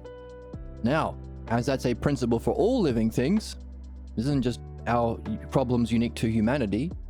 Well, it is to define our human situation.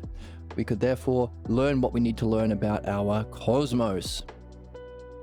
So it's universal. And also, as we will individually die, while it applies to the soul, city, and cosmos in the physical dimension, it must necessarily, as our highest function necessary for learning and nurture, be something that has an application beyond even this lifetime. Pretty neat. Is it neat, Emma? I'm cute. Like, it's cutie pie. Do you think Emma is cute, Oracle? It's sad. And I'm sad for you. Is she sad today? This is why I love this channel, man. Why do you love this channel? The internet is all robots. The internet is full of robots, but we are doing good. That one's perfect and exactly the case. I mean, you can be a gooner.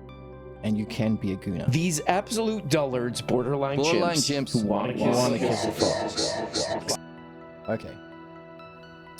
So, the nature of human conflicts. Now let's make sure we can see it in the text, because that's part of reading.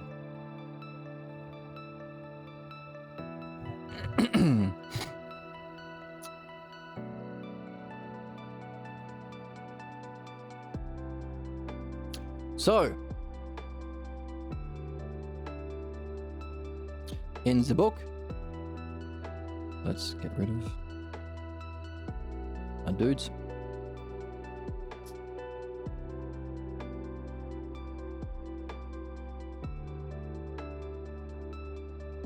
So, Socrates and Jesus are recognizing that we left our work in the hands of interpreters, and interpreters are not seeing but interpreting, adding what isn't there and leaving out what is. But true philosophy is a way of life. Therefore, our current understanding of philosophy is in the hands of scholars and not philosophers. We're not participating in living dialogues that explore truth and reality as we do. Therefore, the current conflict of philosophy is also on the board. They are lovers of opinion and not lovers of wisdom. Opinion, that's this side. Modern philosophers are on team bad. Lovers of opinion. They need to love this side, wisdom. So one reason for the conflict we are facing in our souls and cities. They need to be exploring. By the way, there is a new breed. You guys.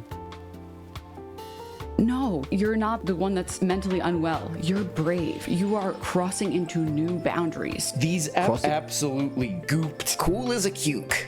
You gooped cool as a cuke. Philosophers. You've been exploring dreams, I hope. Applying everything we've been learning about the self-logos. Everything we've been learning about reading. Your job is to integrate it by applying it to your dreams. Do your dreams have negative states of mind? Do you experience in your dreams? Does it end in your negative functioning towards yourself, your goals, or others? Because if so, then your dreams are telling you something about your limited, blocked, false idea of self to help you purify your pathologos and end your conflict. Do you have good states of mind in your dream that allow you to function well in your dreams towards your goal in the drama of your dream, towards yourself, towards others, ultimately towards the self? If so, you're being guided in your reading and your learning to perfect the logos. Everything we've been talking about in terms of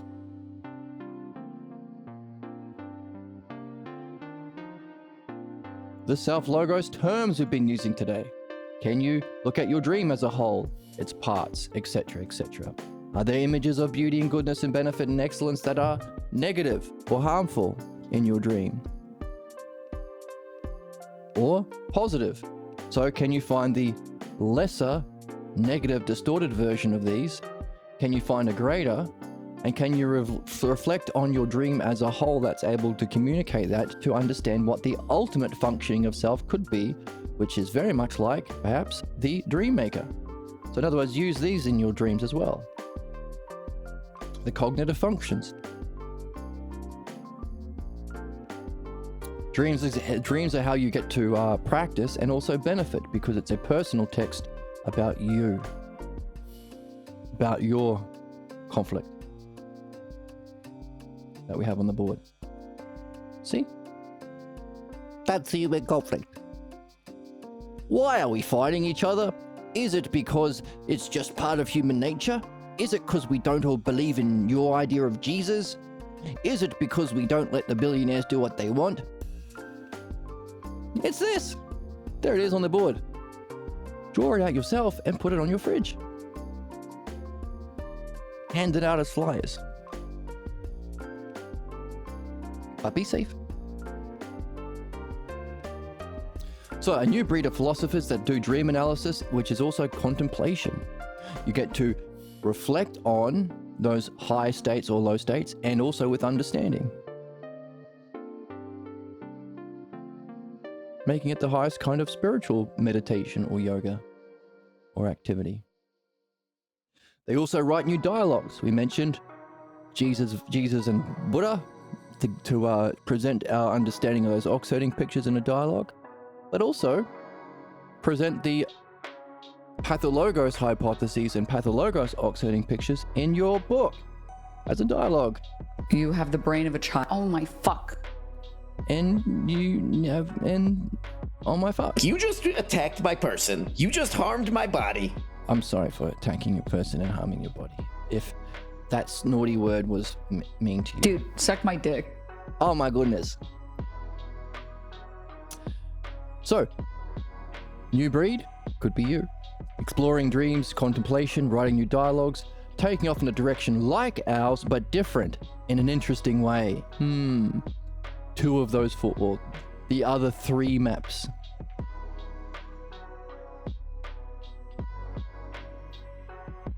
Maybe this dialogue represents the hypotheses of Parmenides. We could find the hypotheses being moved through in this text, but we could do three more. They have revived Homer's midwifery. That's the purification aspect. And developed a method and practice to accompany it. So yes, I am cautious about calling them a name because it is not clear, at least not yet, just where they're going. Meaning, you gotta do it. It's up to you to take the challenge. To accept your purpose. The hero's journey. So they continue the Platonic tradition while adding significant elements to it, living their life in conformity with their philosophy, universal principles universally applying to universal to get the application of these universal principles, your philosophy, universally that state of unified soul or justice, so you can universally benefit, becoming an exemplar of philosophy. Therefore, you're out of interpretation. By doing this at all times and applying this dialectic and logos at all times, you're not interpreting anymore. Exponents instead of a living tradition. So we could create that new map, hypotheses, states of mind, ox-herding pictures, to create a set or a map of psychological types of man, and the divisions can be the certain attitudes or states of mind that block a more full participation in the spiritual life. The blocks, the pathologos. There may be different ways of describing psychological types. We've talked about there being 4 maps. But with our work, we know that these divisions mark the degree that one can enter into the spiritual journey. Now, there's 4 individual maps, but you could bring them together.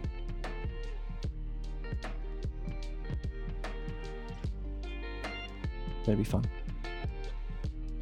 But the ones that we're doing marks the blocks or the degree that we can participate. So the hypotheses would be just full participation.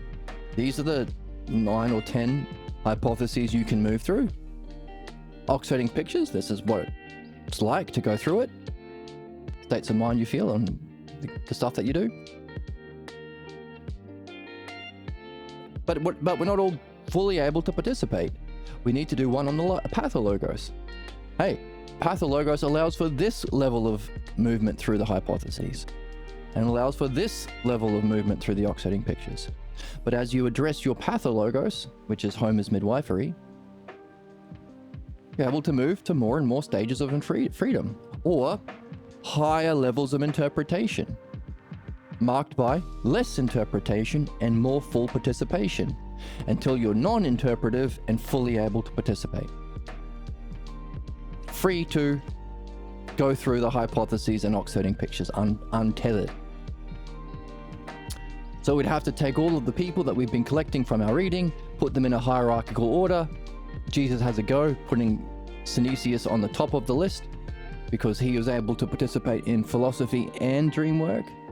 Dionysius was able to participate in philosophy but didn't have dream work, etc., etc. Hair on my eye. So it's your job. How would you rank them? Have a go. Don't have to be perfect. Just play. Have some fun. Where's the joy? Where's the whimsy? joy? Where's the whimsy? Where's the childlike Where's the childlike wonder, dude? Up in Alright, here. you just attacked my person. You No, I debate dweeb. I'm not a debate dweeb. Absolutely sent to heaven where she's seated at the right hand of the Father. Oh my goodness. I'm just asking for some Gunnar Menskin. It just seems right. It just fair. Talking about Guna Menskin make me blush. I'm cute. Like, it's cutie pie. Cutie pie.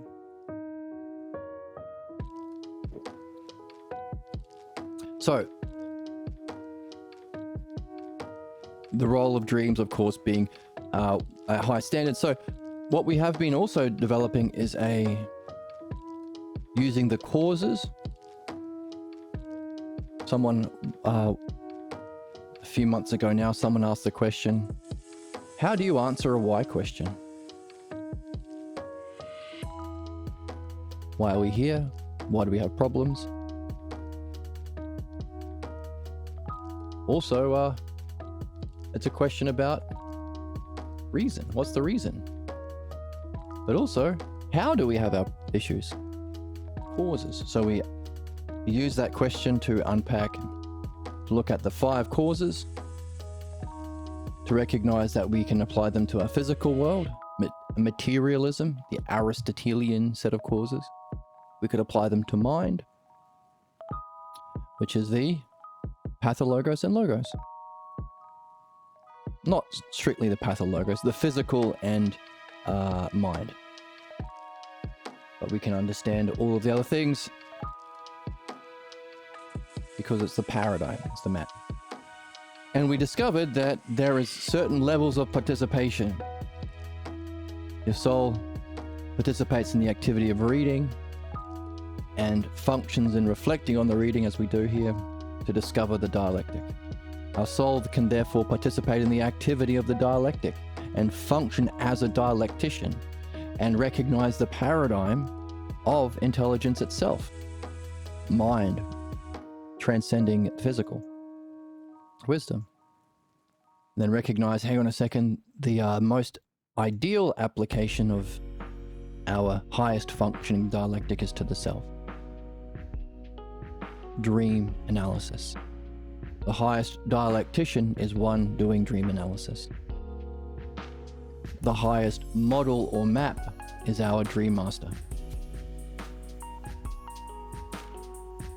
The self that has the knowing of self, able to apprehend as a whole that divine pure luminosity of mind, and able to function most ideally through dreams, the dialectical, analogical representation of what's needed to perfect the high and purify the piss triad.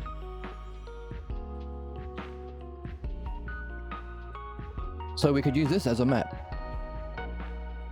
Is someone getting into this reading? Nope, and they're quite low. They are reading, like Plato, like Dionysius. Great. Are they doing the dialectic? They are? Oh, but they're not doing the midwifery one? Oh. Someone is? Okay, they're higher then. By the way, are they getting all the way to dream work? Even highest. And by the way, are they even writing their own dialogues to share their journey? So we can have a kind of a map of being able to participate in the logos in higher and higher ways. That's for you to figure out though. It can be a project that you do your whole life, who knows? But now we have a kind of direction.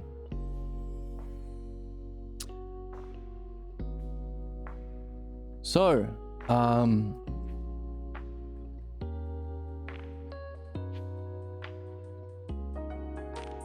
we have a highest level of participation. Lower level, ignoring elements like dreams. Third place, he says loyalists that don't even see the whole. So they're stuck in their problems. So that might be below the line, the conflict line, the logos line. And then what about at the end? We have a category, a fourth category of people who deny and falsify the teaching, distort the truth they fail to see. Not only can they not participate because of how limited they are, limited belief, but they lie about what we're saying. Bullshit artists, propagandists, Fox News, right-wing politicians, kinds of clergy who know that they're lying when they spread their bullshit. Not in the book. The Adam and Eve story. I've never heard any religious person tell the truth about what's written there. That God was a liar, that there were many gods, that the person who told the truth was the snake, that it was a mark of injustice that God had to deny human beings from becoming knowledgeable, that women did not trick men into eating the apple, and they weren't even expelled from the Garden of Eden. Nothing I've ever been told or heard from anyone else about the simple first story in the Bible, the Adam and Eve story, is true. So some of them are lying, distorting. Now, that's a simple example. We're talking about those who distort what Socrates and Jesus said, like Paul, or modern academics who are distorting what true philosophy is, and the interpreters prior to 1 Balboa who do not translate the text properly, betraying humanity itself. So, kind of hierarchy of development. Highest participation, no, the top, of course, number 5, or the number 1, or let's say 0. So we got 4. We mentioned the causes. The map that seems to be the map is 5, or the 4 giving rise to the 5. The dialectic 1, 2, 3, 4 giving rise to the higher, or the materialism and belief, understanding and knowing giving rise to the highest. So if our highest is like the first hypothesis of self, non-interpretive or free, knowing the self, full participation would be like mind, fully participating in mind, ousia, being, second hypothesis. Partial, having some parts but not the whole.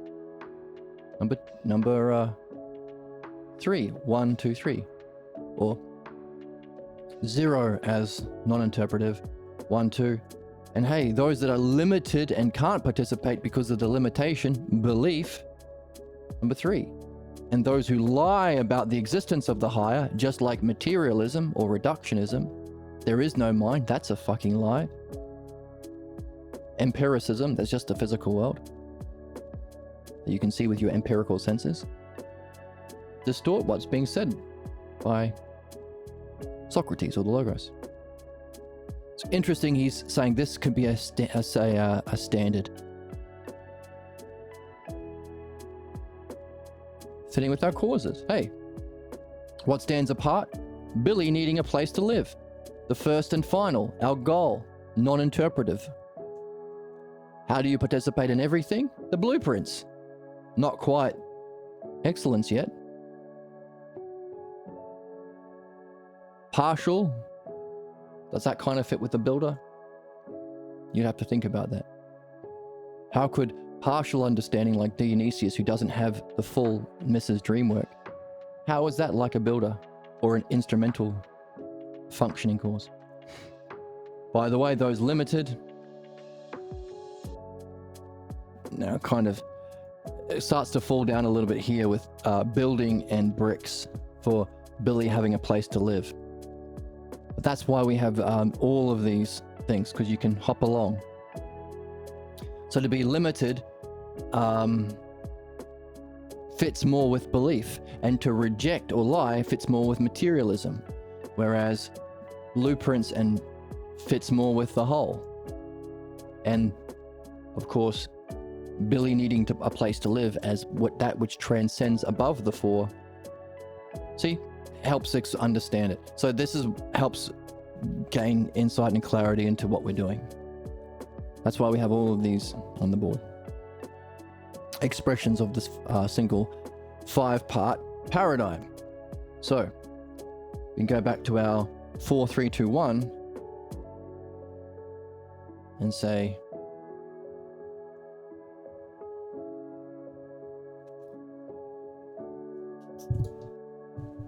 four maps, 3 elements of the conflict of the self, 2 sources and causes of those triads. So two on each side, 1 line of conflict and 1 art to master. And we can say also, therefore, 5. What color? This one. 5. No, that's the same as the maps.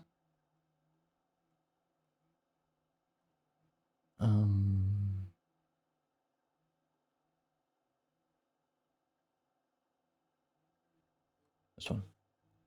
5 categories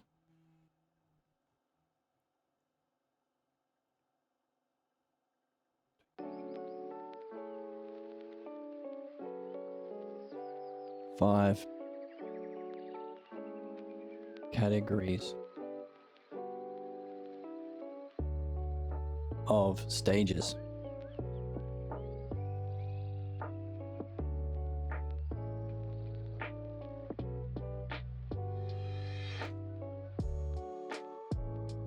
Within the structure, like the causes,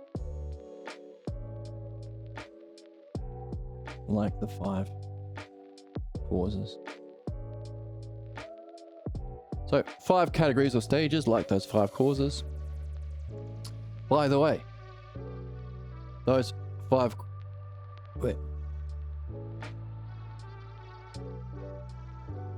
those 5 causes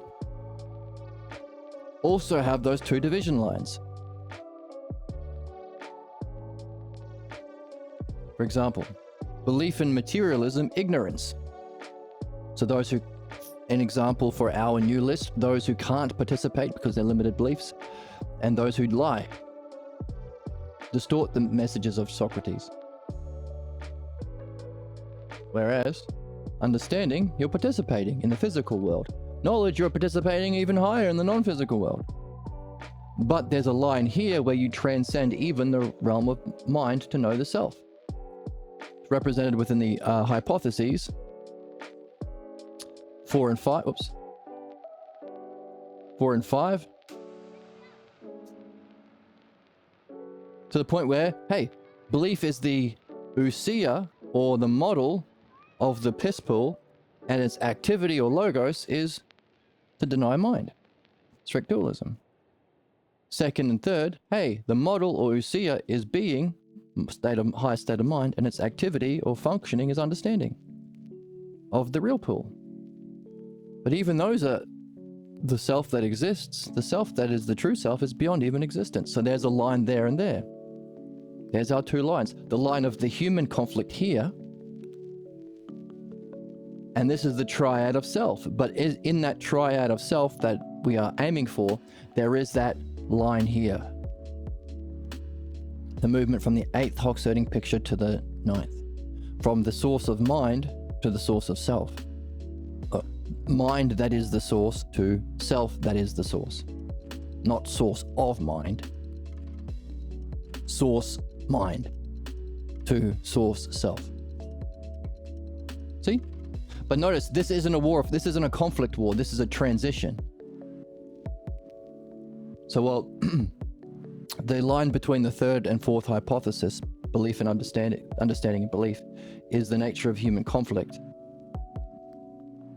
the one between the 1st and 2nd hypothesis isn't the nature of our conflict, it's the nature of the movement from the penultimate spiritual experience to the ultimate. Isn't that interesting? Likewise, you could think about that in terms of our analogy here. Look, what's the difference between the activity of building and bricks? How is that different from blueprints and a human builder? And how are those even different from Billy living in the house, using the causes applied to building a house? You need bricks, and you need there to exist some sort of activity of swinging a hammer. You need a builder to do that, to function as an instrumental cause, a doer. He needs to follow some map or blueprints as the model or paradigm. For that to begin, Billy needs us, for all of those stuff to come to be and come together. Billy first needs a place to live. But also, you know that you're finished when Billy is living in the house. So it's also the final cause. How is there a division here and here? This is the nature of human conflict. This is the nature of human excellence. So our purification and our perfection, or the movement from our highest experience and wisdom to our ultimate goal, purpose, destiny, first and final cause, reason for existing, reason for this journey. See, 2 lines. But notice, this is integrative. So this isn't a conflict line because the triad of self is these 3 together. Instrumental cause there, state of mind as the paradigm, and the self as the ultimate source of freedom. See? Fits. 5 categories for understanding. 5 categories of understanding. As you go through these categories, you develop in your logos or understanding and your states of mind or usia, giving us the hypotheses map and the ox-herding map, what it feels like. By the way, there's purification and perfection along the way. So those 5 causes applied to our PIS triad, the pathologos that keeps us stuck in our problems or fate, our false image of the self, our negative way of being, and our negative role through interpretation and closed-minded belief. There's our PIS triad. 1, 2, and these 3 would be our functioning. Just as 1, the true self, maybe like the dream maker, our highest state of mind being, and our functioning, the dialectic, is like the builder that swings the hammer on the bricks. So we would have our highest functioning as an instrumental cause, and our highest activity, dream analysis, reading, and dialectic, on or as a most receptive material, open, curious, truth-seeking soul, open to the self-logos, dream analysis, and dialectic. Meaning, while the logos is the hypotheses and what it feels like or states of mind, usia is the ox-herding pictures, there's our map for the movement through this. We have to at the same time be purifying this, giving us our map of the logos of our purification of interpretation, whereas this is the perfection of our... So, well, the logos function through understanding, the pathologos functions through interpretation. So the hypotheses and ox-herding pictures, development of understanding and states of mind, our new, what we can do is our complementary hypotheses, the PIS hypotheses, and the PIS ox-herding pictures that talks about a purification of our interpretation. Perfection of understanding and purification of interpretation. Giving us 5 categories, 5 categories, 4 maps,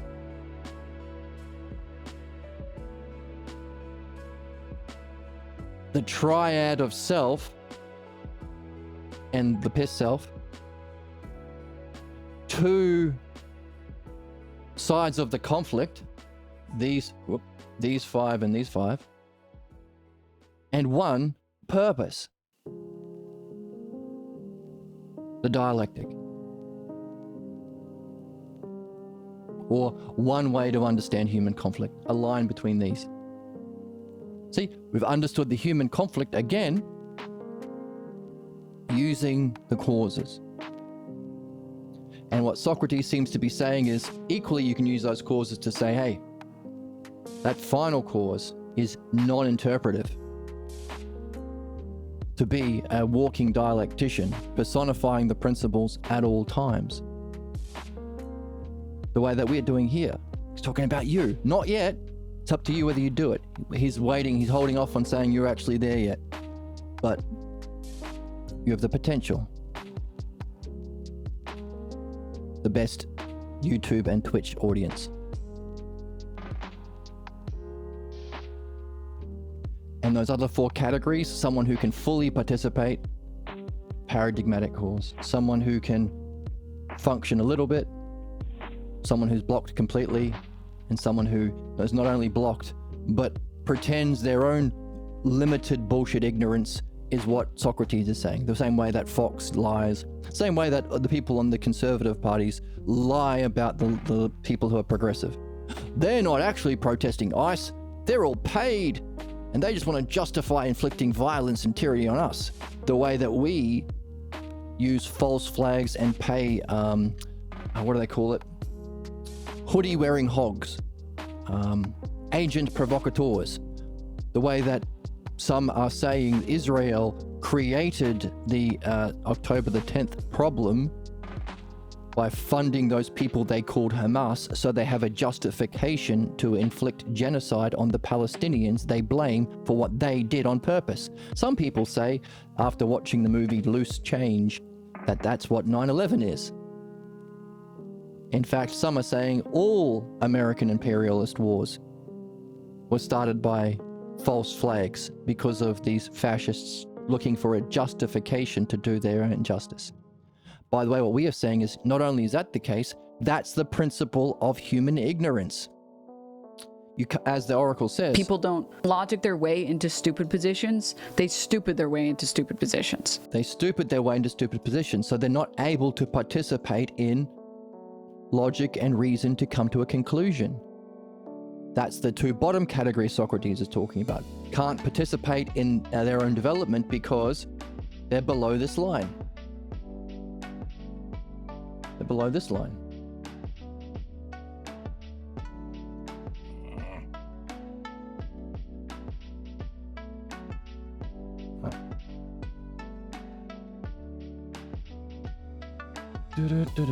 They're below this line here.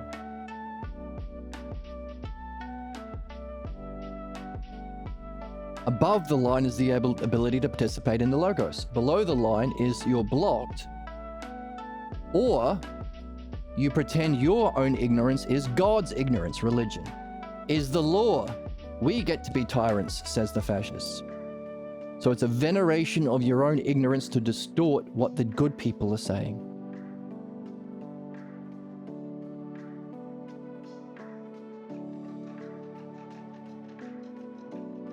So, and those people who are doing that, so the Dunning-Kruger effect, the most ignorant and closed-minded, think they know what the smart people are saying, but they lie and distort what they're saying, which prevents them from actually learning what they need to learn. That would be materialism, atheism. Hey, because the religious people here in number 4 lied about the nature of mind or the nature of the divine, or the MAGA believers lie about justice, there is no justice, or there is no God, there is no divine, there is no mind. See? The consequence of negative beliefs.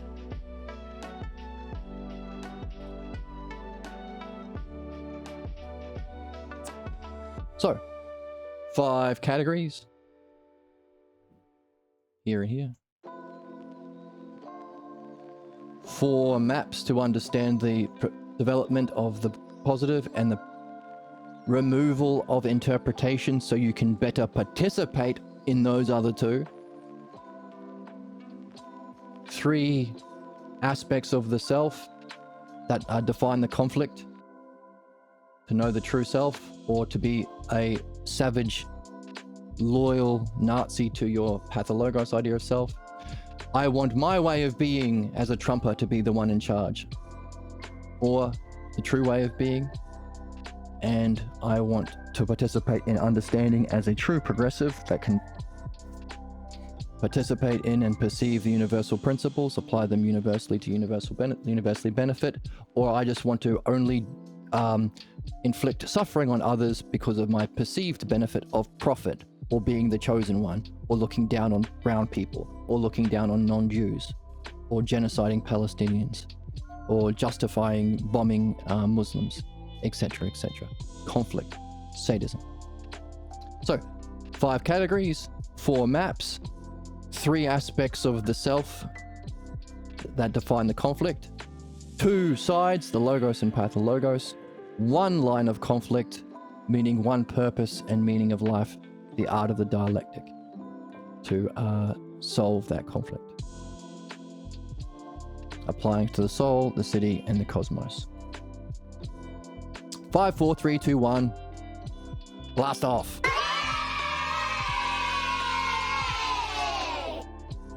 Wrong. You're Wrong. I think it's awesome. I think it's awesome. Everybody should love sluts. I love sluts. Also a very good point.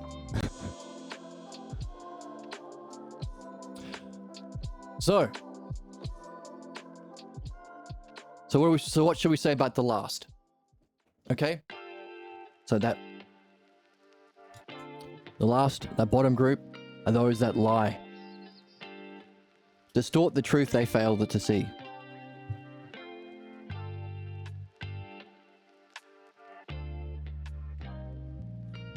So let's go back. So Jesus wants to talk more about that highest, that for the sake of which, the non-interpretive.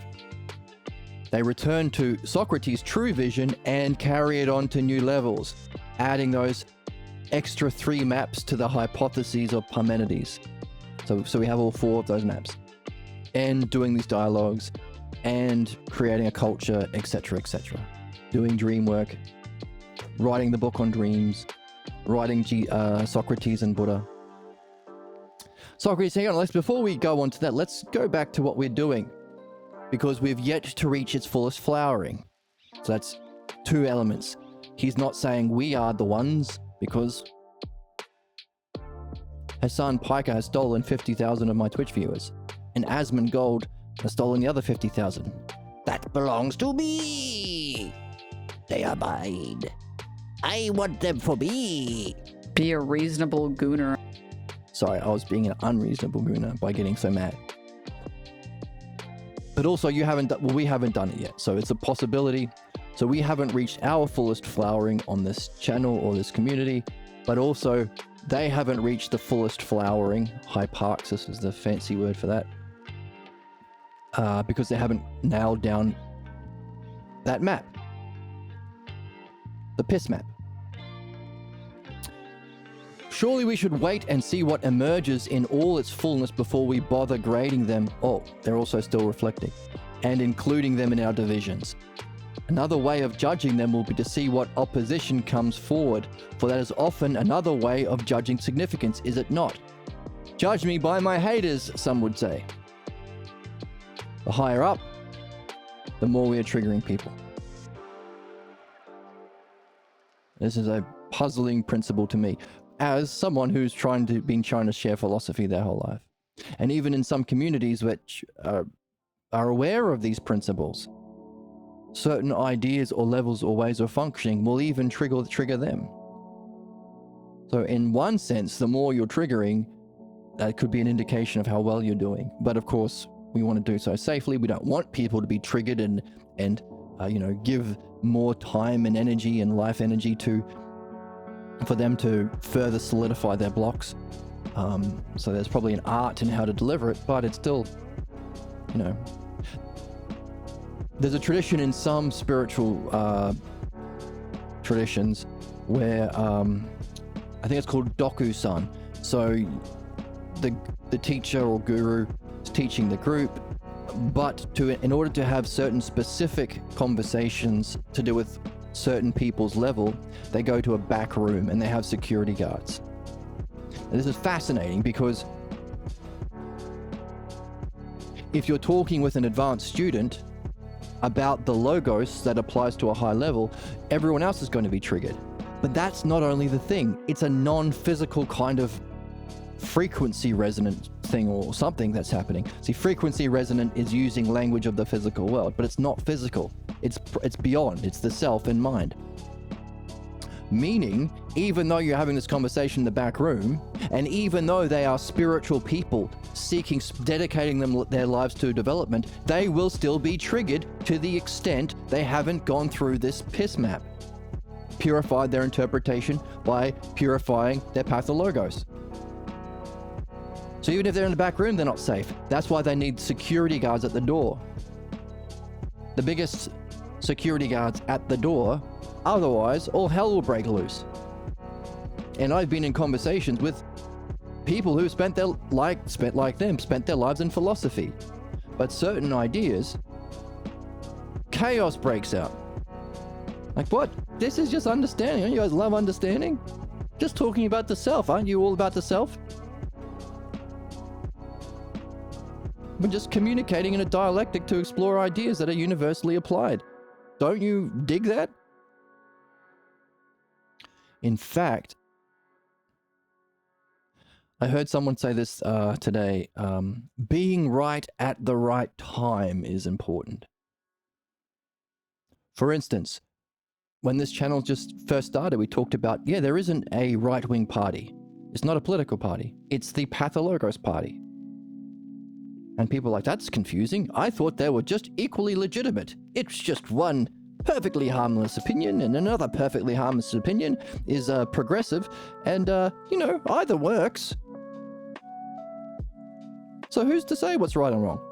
Bollocks. We're seeing with Trump and the Epstein billionaire religious capitalist right-wing class exactly the nature.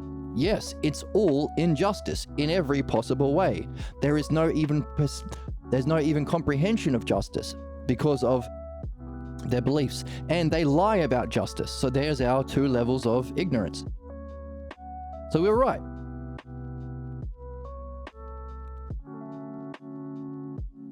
It's always going to be right. It's the truth. It's the path. It's the logos. But here's an interesting thing. Pierre Grimes saw the connection between the one of the first hypothesis. That's how they used to think of it, just the one, because of the bad translations of the past. And it's actually the self, the one self. But it took him 30 years before his group of philosophers he was working with were ready to hear that it wasn't the one self. It wasn't just the one, it was the one self. And even 30 years of waiting and helping them prepare to hear this idea was still triggering to people who are the most devoted and loyal. They were still... It was amazing. I was like, oh, I don't get it. But I'm a weirdo. Right? Calm your fucking tits. My tits are calm. Dude, suck my dick. Well, hang on. Cunt a little fucking bitch. That's right. Jesus Christ, Emma, this is not Opie and Anthony or whatever the hell. That's not Emma, but point taken.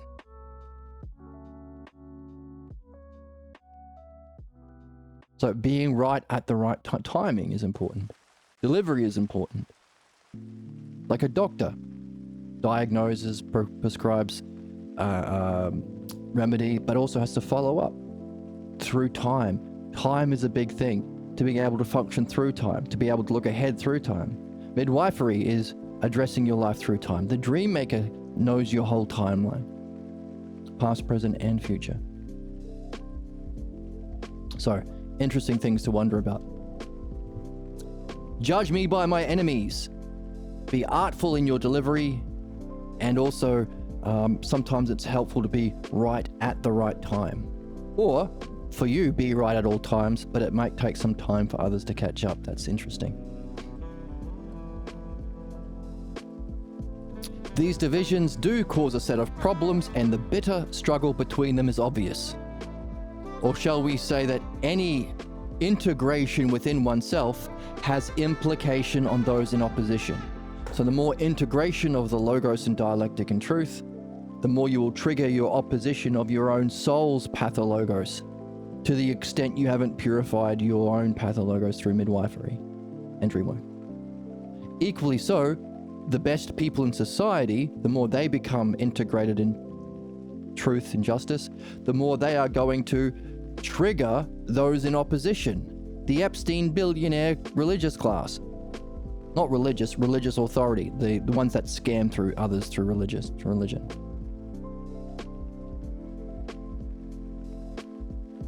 It's a set of problems that we have to be aware of and do our best to navigate. Without seeing how it brings a change among mankind, we cannot really judge the importance of each of our divisions, so there is a consequence to mankind. Each of these divisions actually represents stages of man's development, so they can be called states of mind. So that's what we're doing. Stage of development or states of mind. Implication for your own soul, city, and cosmos. It's true, there is and always has been a fear among those in the lower divisions towards those in the higher. Right? What do Trumpers think about people who can reason? Universities are brainwashing for the woke and Antifa. Nonsense, garbage. What do the fascist right-wingers think of good people like, I don't know, Greta Thunberg? Very brave, courageous, rational person. They delight in being disgusting towards her.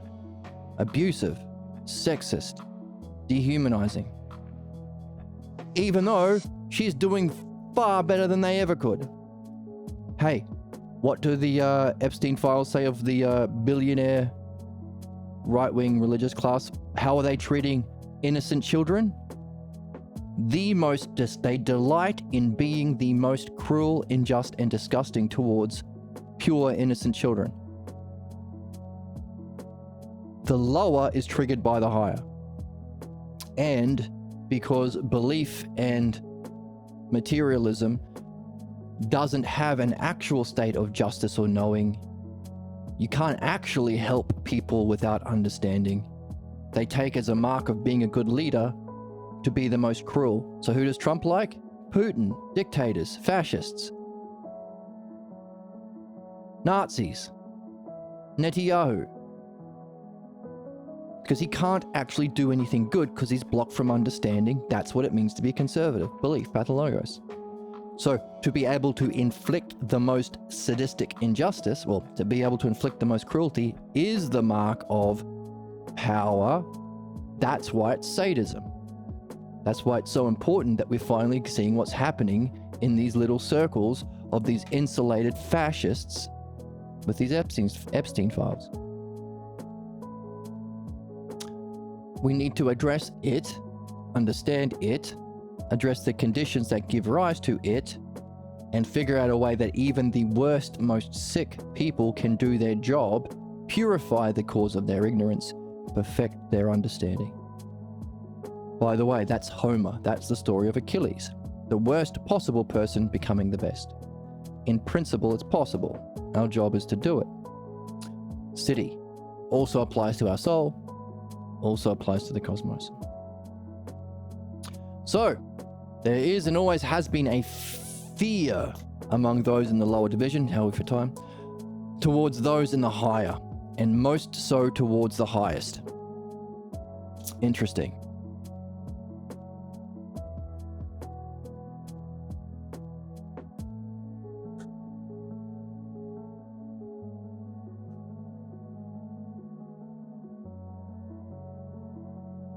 I don't think we can challenge that after seeing what we went through.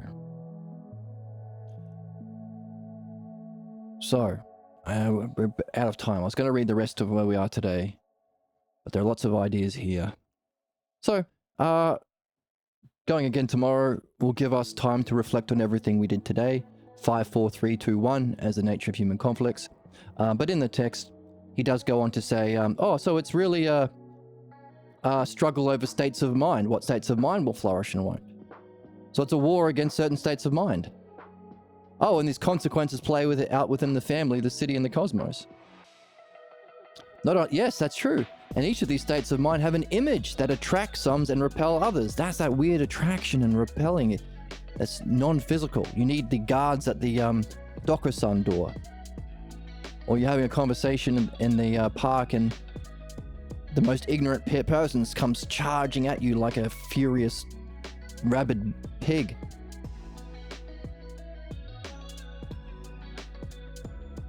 And that struggle underlines the structure of society and plays itself within each soul. So we have to wonder, how is this playing out within the cosmos?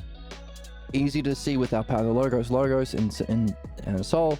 Very easy to see in the political or in the society.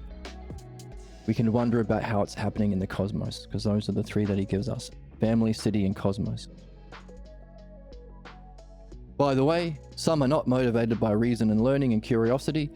They are only seeking to justify their positions and vindicate their actions. They're already set in their conclusion. That's debate. That's the pathologos.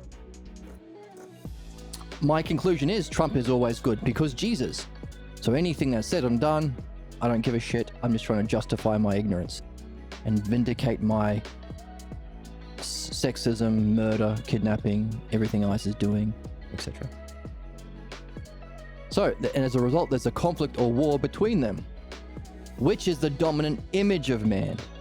Image. Self-image.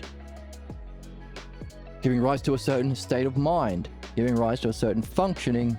There's our triad of self versus the piss triad. As each gains and loses power, different images, ways of being, so too society is transformed. With a new idea, forces align themselves for and against one another in response to new ideas. A new idea coming into society, like equality for instance, might upset the power structures and stability of the lives of many, like the child murdering billionaire Epstein class. With change comes the loss of the advantages derived from understanding the old. But I know how to manipulate markets and become a billionaire. I know how to manipulate the ignorant right-wingers to become a political leader or a religious leader. I feel like there's an advantage. So it affects positions of honor, power, within systems of society, within the soul, and benefits are distributed according to positions of power. We get to have fun in life, you get to starve and suffer, working class people. See? A sense of not needed with equality. We can all have a wonderful life. We can all not just get food, but enjoy wonderful food. There's a sense of stability that comes with identifying with the system so that when challenged, it may be defended furiously. Power holders always defend the status quo. Nancy Pelosi, Chuck Schumer, not fighting against the fascist tyranny class. Party. And chief among them are the oligarchs, or the powerful money interest. What's Pelosi and Schumer doing? The establishment left? Getting their bag, baby. Corrupt. So, interesting to see that they're different, the right and left, but they're both functioning in an unjust way for different reasons, meaning that we could put them in a hierarchy. One obviously worse than the other, but still both terrible. So, this is the most ancient of truths. We've had the Parmenides book for like 2,500 years, 2,500 years. But it's always new to those loyal to the interpretation of the old, to their interpretation of the old. Every interpretation is an attempt to save or conserve some old advantage. Preserve and conserve the old to preserve their perceived advantage. What I'm adding the word perceived in there because I'm pointing to the fact that it's not actually their advantage. They suffer as a soul, they suffer as a species, they suffer with having shitty air to breathe. And they will pay the consequences in the next life. Many next lives. Fucking terrible. What is new is often only new to those in whom their vision is blocked. Therefore, the two new hierarchies. How blocked is your vision? How much interpretation have you got? We'll finish it. Yes, and when the new idea offers a fundamental change in the power structure, the struggle becomes intense. Internally as well. Stay in the game. When the new idea argues that its truth overcomes past privileges, then the struggle becomes a life and death issue. Right? You can make the analogies, they're quite easy to see now. Behind it all is a fear of the mind. Behind it all. The possibility that a rational order is superior to all other claims forces a re-examine of the entire culture. So anyone who says, no, man is irrational. Nah, wrong. By the way, that means you have to re-examine how you treat people. You've been treating them as irrational or treating problems as irrational. Putting an end to punishment, torture, abuse. Systems of inequality because some people are just irrational or whatever. Or you just have to treat certain people poorly because you can't rationally solve problems. Not true. You have to re-examine your way of being. That's our job here. That's what we're supposed to be doing. Not holding on to some short-term perceived advantage of holding on to what's harmful and ignorant. It is true that behind all this drama and clash of ideas is the fear of mind, states of mind, and freedom.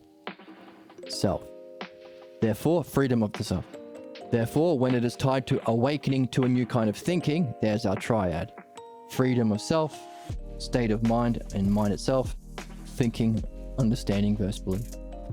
We know it will. So when it's so not only is it a fear of mind, it's also a fear of freedom, but also when it's tied to awakening a new kind of thinking, understanding, we know it will arouse a fear of mind. Behind that fear is that these new forms of order and understanding demand a difficult retraining and adjustment. Good thing it's fun, and good thing it's with the best people. The pull to oppose the new and resist change is a fundamental conservative impulse. That's what it means to be conservative. Religious, conservative, or trying to conserve the capitalist structure of the Epstein class. Looking forward to meaningful change is an opposite movement, true progressivism. The issue behind these forces hinges on whether or not the proposals of each benefit the growth and development of the soul. So when we say what should win, the conservatives or progressives, the standard is what benefits the growth and development of the soul. Does conserving old ignorance benefit growth? No, it's literally opposed to growth, to keep the status quo because you think you can get your bag and go to the Epstein parties. Development. If to learn or develop requires understanding, does keeping people impoverished and under slavery help in their ability to develop and learn? No. Does opposing understanding help? No. Therefore, whether it's your own individual soul or the collective souls within society, there's our standard. Which idea benefits growth and development of souls? Therefore, if you do not understand the nature of souls, the four maps that we've been talking about in its development, you are not qualified to become a politician or spiritual leader or any sort of leader. Because that's what it means to lead souls. You can't fly a plane, you can't be a pilot unless you understand what a plane is. You can't rule souls unless you know what souls are and what's necessary for its growth and development. When it can be demonstrated that only one is true and reflects a higher truth, so not only is it true for the benefit and development of the soul, it reflects a principle of higher truth. There's our use of understanding to understand universal principles. So when it's shown that one is true, you can't just lay back and let fascism kill people, because who's to say Nancy Pelosi, Chuck Schumer? But when it can be demonstrated that only one is true and reflects a higher truth, then the issue becomes critical. It's our purpose. We will suffer terrible consequences if we ignore it, and we will benefit greatly if we embrace it. The struggle over truth. In the struggle over truth, it becomes necessary to say which of these comes closest to revealing and making understandable, intelligible, graspable the truth of the ideas being contested. It's for everyone. Universal understanding, universal equality, universal income, universal housing, universal food, and universal understanding of the truth. We're all here to learn. So we have to have a way of being that, based on the truth of what grows and develops souls, reflects a higher truth of reality itself and self itself, but also can communicate that in a way that reveals it to all. When one can confirm what we have explored through their own process of reasoning through words, logos, and appealing to the kinds of experience, states of mind or ousia, that comes along with encounter with intelligence. So there's our standard. That highest experience we have, encountering pure mind or intelligence, that's the standard. That's the paradigm. That's the second hypothesis or eighth Oxherding picture. The understanding of that is the higher truth that we have, the principles of higher truth. Because it's the cause of our physical world, then it is our paradigm or understanding for how to benefit and develop souls in our physical world, how to create a rational, harmonious order of life. So what's our standard? The experience of intelligence or divine luminosity, the highest state of mind,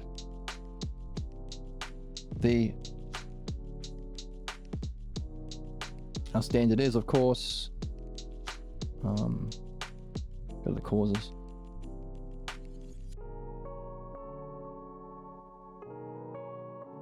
There we go. The experience, we're appealing to this experience of knowledge. Make it red. Or the second hypothesis.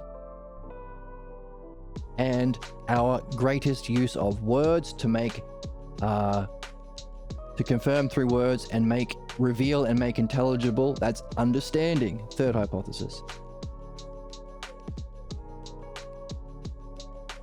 Our understanding of our physical world has to reflect the highest principles of being, but also applied to our soul's development to reach the self, which is, of course, the threesome of self.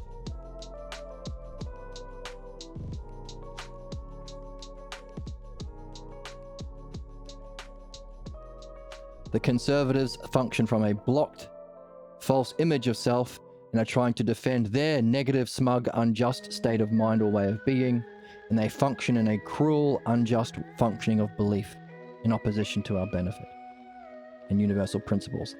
And they are most triggered by the best of us.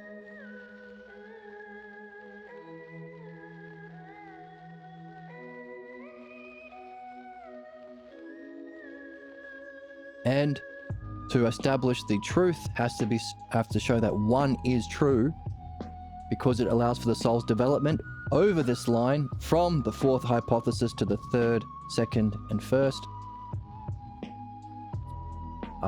to appealing to the state of mind of pure, brilliant being, state of mind, intelligence itself, being able to present it or make it intelligible, reveal it and make intelligible through reasoning through words.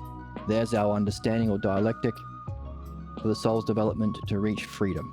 So there's a fear of freedom, a fear of mind, and a fear of understanding because it's too hard and I lose my benefit, is what keeps people loyal to their savage, stupid, fucking ignorance of the pathologos.